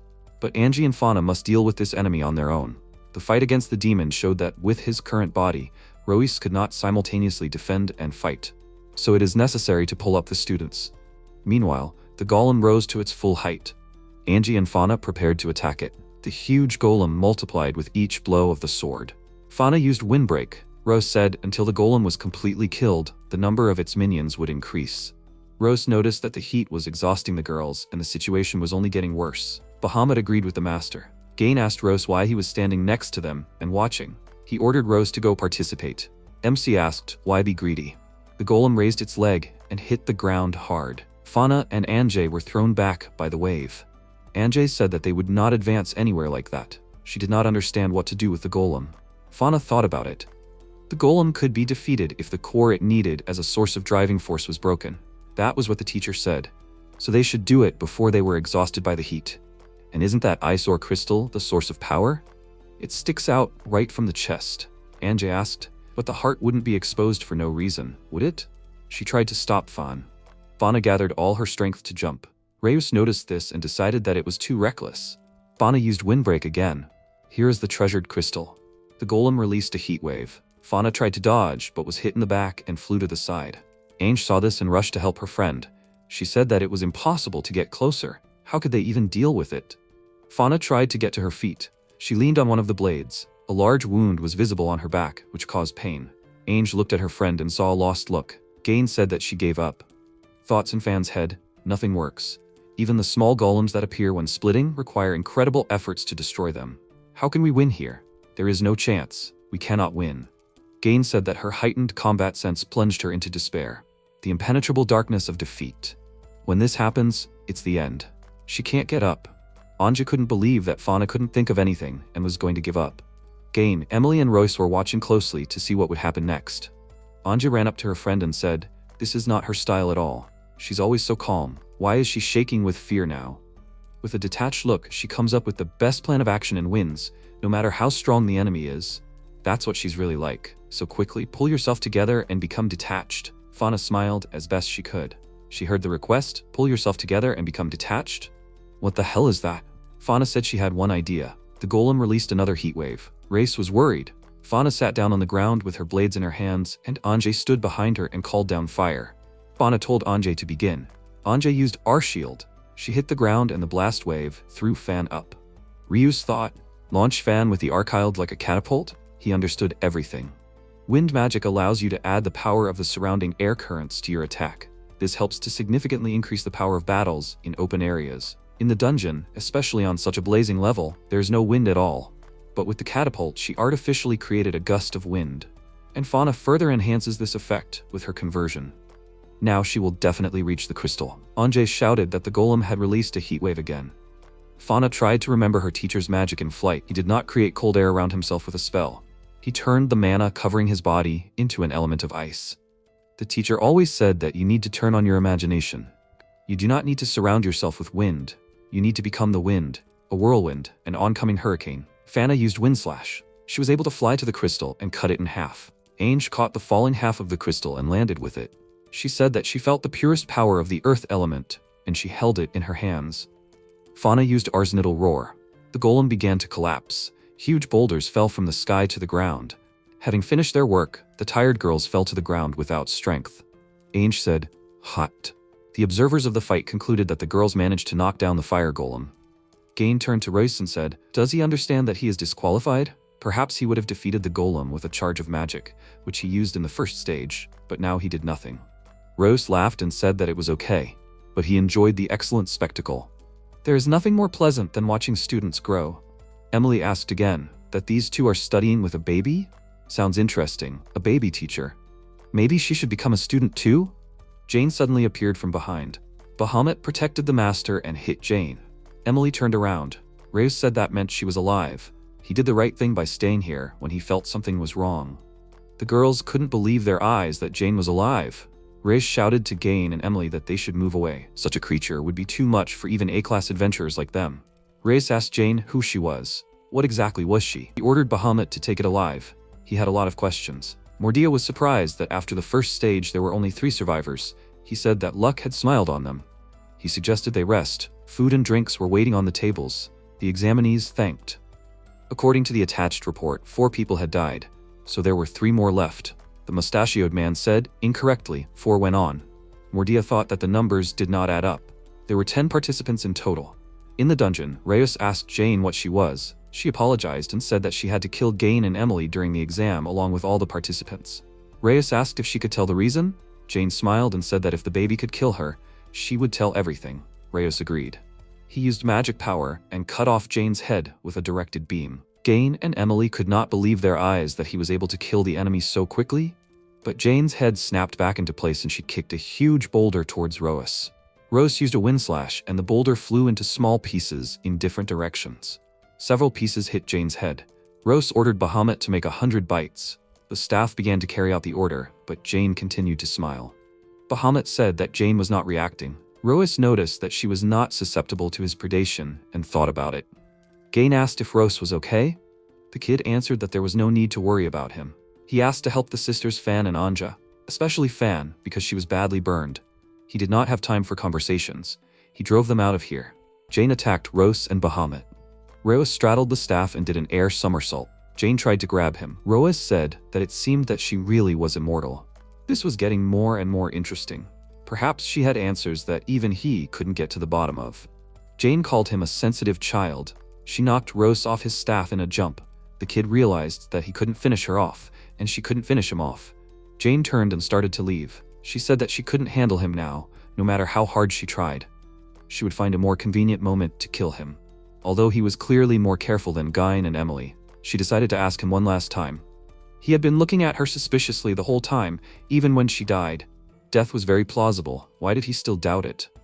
Reyes replied that something had seemed strange to him from the very beginning. His spirit pod didn't react to her. Jane asked again, "A pod?" Reyes explained that such a cute girl. At first he thought it was her flat, board-like chest to blame. But small breasts are also charming in their own way. Breasts come in different shapes and sizes, and that doesn't make them any worse. He was perfectly aware of everything, but his soul pod remained silent, and he trusted it more than his head.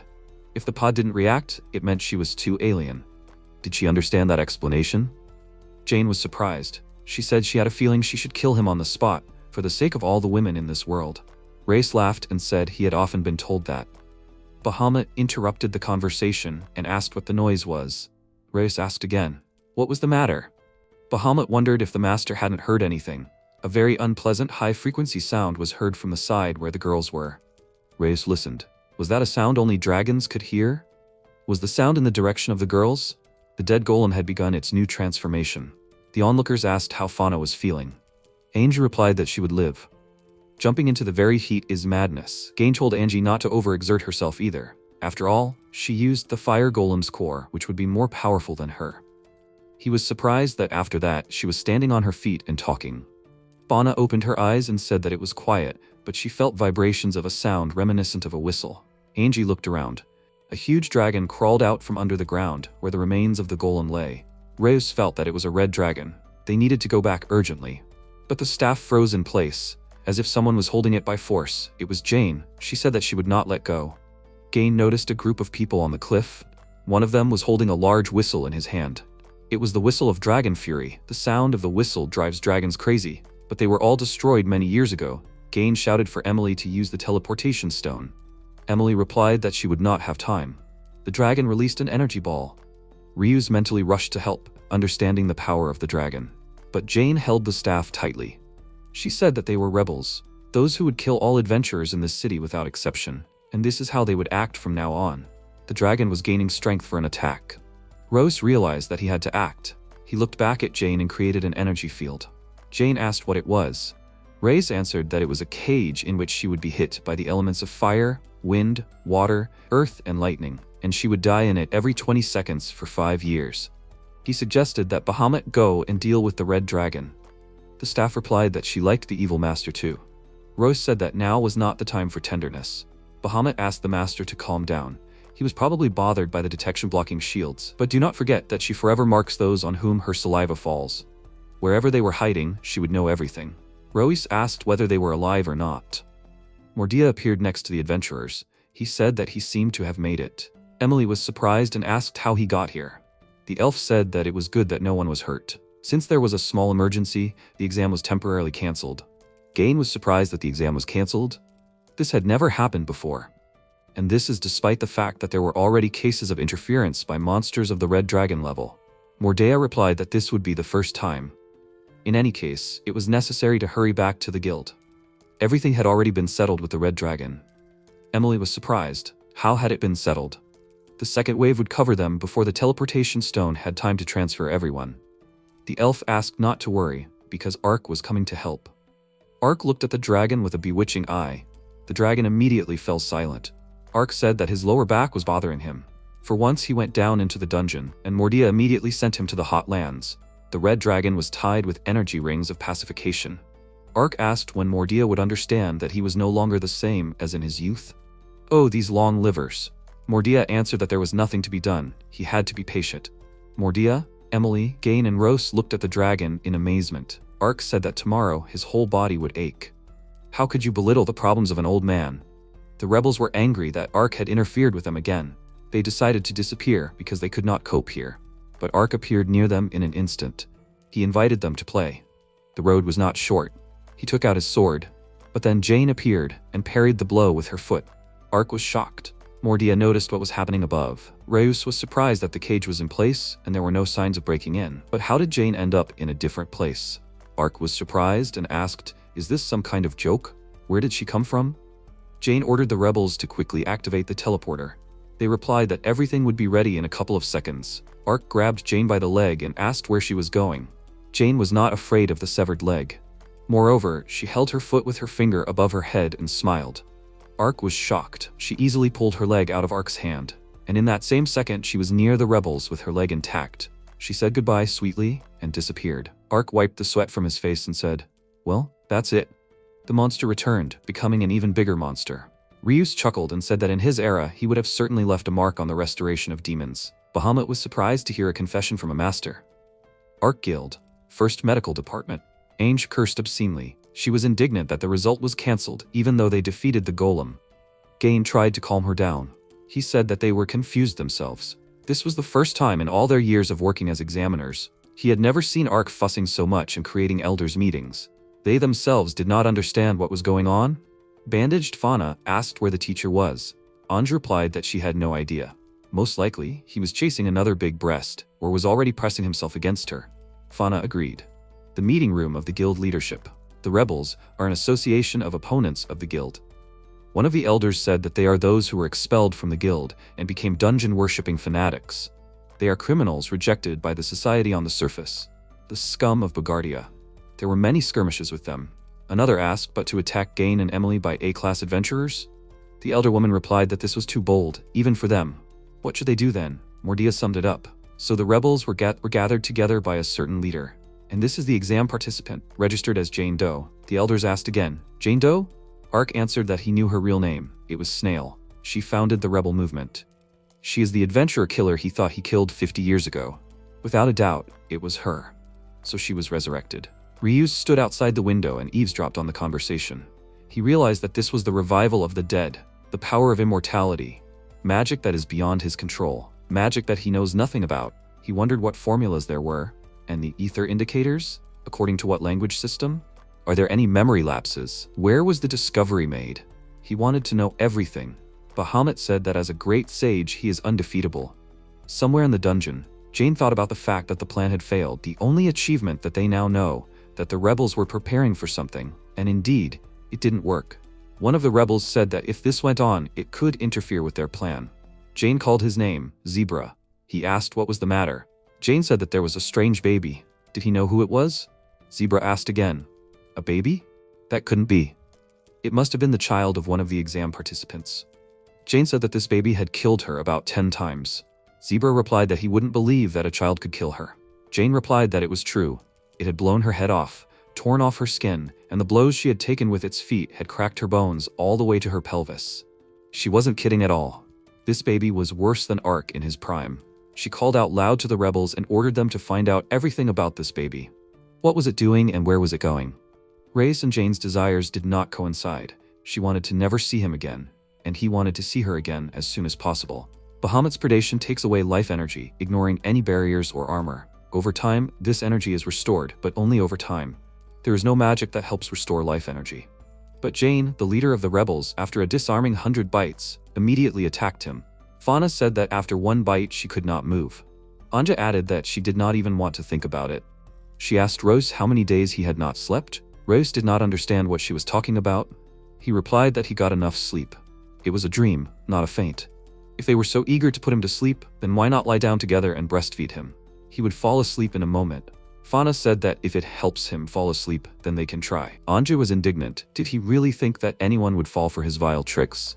Fauna said that sleep was very important for a baby, and invited Rose into her arms. He rushed towards her like a madman, but on the way he fell asleep right in the air and fell. Fauna said that he fell asleep.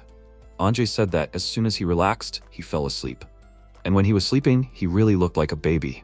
Fauna said that he was an ordinary and cute child. Anja asked Fauna if she could pick him up. He really was cute when he was sleeping. Fauna handed Rose to Anja. Bahamut was angry on the sidelines. She did not like that the master was in someone's arms, but she understood that the master's sleep should not be disturbed. There was a noise outside the window.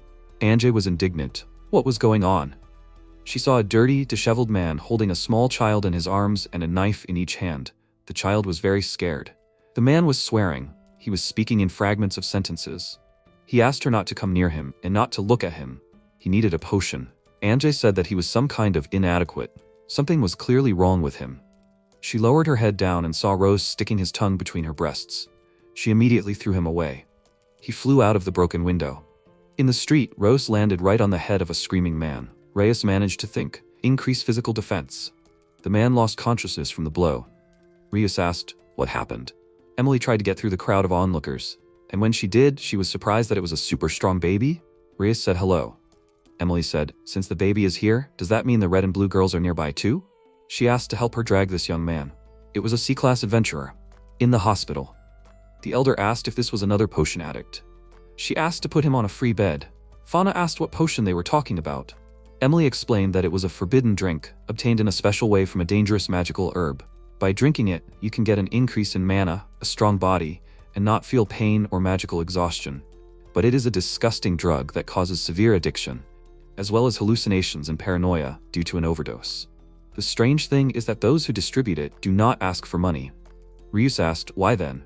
In payment, the potion makers take life expectancy. Reyes thought about it. The elder said, looking at the man, that this was a young man named Roy.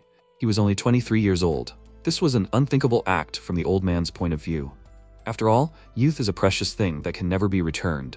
The worst thing is that the potion has become popular among low-level guild members. Dead-end adventurers who used to be successful, but after joining the Arc Guild, they have a hard time coping with quests. This is what the villains profit from. Emily said that it is not yet clear whether they want to tarnish the reputation of the Arc Guild or just put a spoke in the wheel. But 9 times out of 10, this is the work of the anti-guild rebel group. Rose wondered about someone taking away lifespan. Fana was wondering what they do with it. Ainge said that the immortal snail, or whatever her name is, takes someone else's lifespan for regeneration. Reyes assumed that powerful spells using stolen life certainly exist. But it is impossible to appropriate someone else's years or enhance healing with them. He already tried, it was a failure. He remembered his experiment, when in his past life an old man chased him and shouted that he had aged him for no reason. And Aristotelius justified himself by saying that he would fix everything.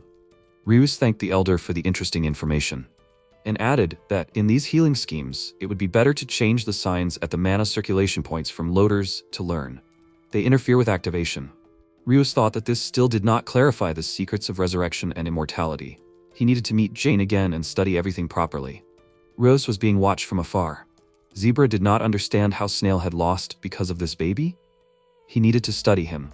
No matter how much you dig, you won't find out anything beyond 3 months. The baby sage Roas. They say he suddenly appeared in the city of Borante, whose adventurers have recently been mysteriously gaining enormous power. Zebra watched Rose through a telescope and thought. According to rumors, he single-handedly took down a goblin lord, caught the famous maniac Zelgius, and also dealt with a demon. This is a real beast. But Zebra felt like he had seen this face somewhere before. The only question was where. Suddenly, he realized that the baby was standing right in front of him. He cursed in surprise. Reyes asked who he was, and why was he staring at him non-stop. Zebra thought about lying. A thought in his head. This baby was so strong that he was able to kill Snail, and he also wants to find her, while the guild is throwing all its forces into destroying the rebels. But no matter how cute the baby looks, if he finds out who is in front of him, it will be a failure. Reyes repeated the question, who is in front of him? Zebra said that he is his fan. Reyes was surprised. Zebra continued to lie that rumors about the exploits of the sage Reyes reached Bagaria. He is a brilliant magician, a real fighting machine. No one can compete with him, and his facial features are those of a real beauty. He sincerely admires the baby sage Reyes. As his biggest fan, he did not dare to come closer, and only watched him from afar. He felt so sorry. He asked Reyes for an autograph. Reyes melted from the praise. He asked, "Are you a fan then?" And he already thought that he was a spy. Reyes praised the guy and said that he understands people. He is just about to destroy the evil lurking in this city. Reyes asked the young man if he wanted to see the hero in action. He will not skip on fan service. Zebra pretended to be happy and agreed. Fauna and Anjay met the teacher on the street. They asked who this stranger was. Zebra thought that there were more adventurers. Rose bragged that the guy introduced himself as his fan. He said that he was embarrassed because he did not want to stand out from them. The baby praised the boy, saying that he understands people. Anjay asked Zebra why he should be a fan of such a nasty little guy, and suggested that he join her. Zebra hesitated. He wondered if the adventurers were really going to look for the rebels like that, and if they really will find something now, will he become a traitor? Snail will kill him. If it is revealed that he is one of the rebels, his life is over. Reyes called to move forward and find the root of evil, the rebels. He said that they will defeat the evil boss and return peace and tranquility to this city. Bana agreed with him, and Jay asked, without pathos. Zebra thought that he somehow needed to escape from here before he was exposed. A guy from the crowd recognized Zebra and called out his name. Everyone looked around. The guy shouted loudly that Zebra was from the rebels. Rose's eyes became big with surprise. He realized that all the words were a lie and he was just being fooled. Zebra rushed to run away. Reyes ordered Bahamut to make 1,000 bites. Zebra was immobilized with pain. Reyes flew up to him and asked that he was his fan and he needed an autograph. He asked to tell where the rebel base is. He really wants to leave an autograph on the wall.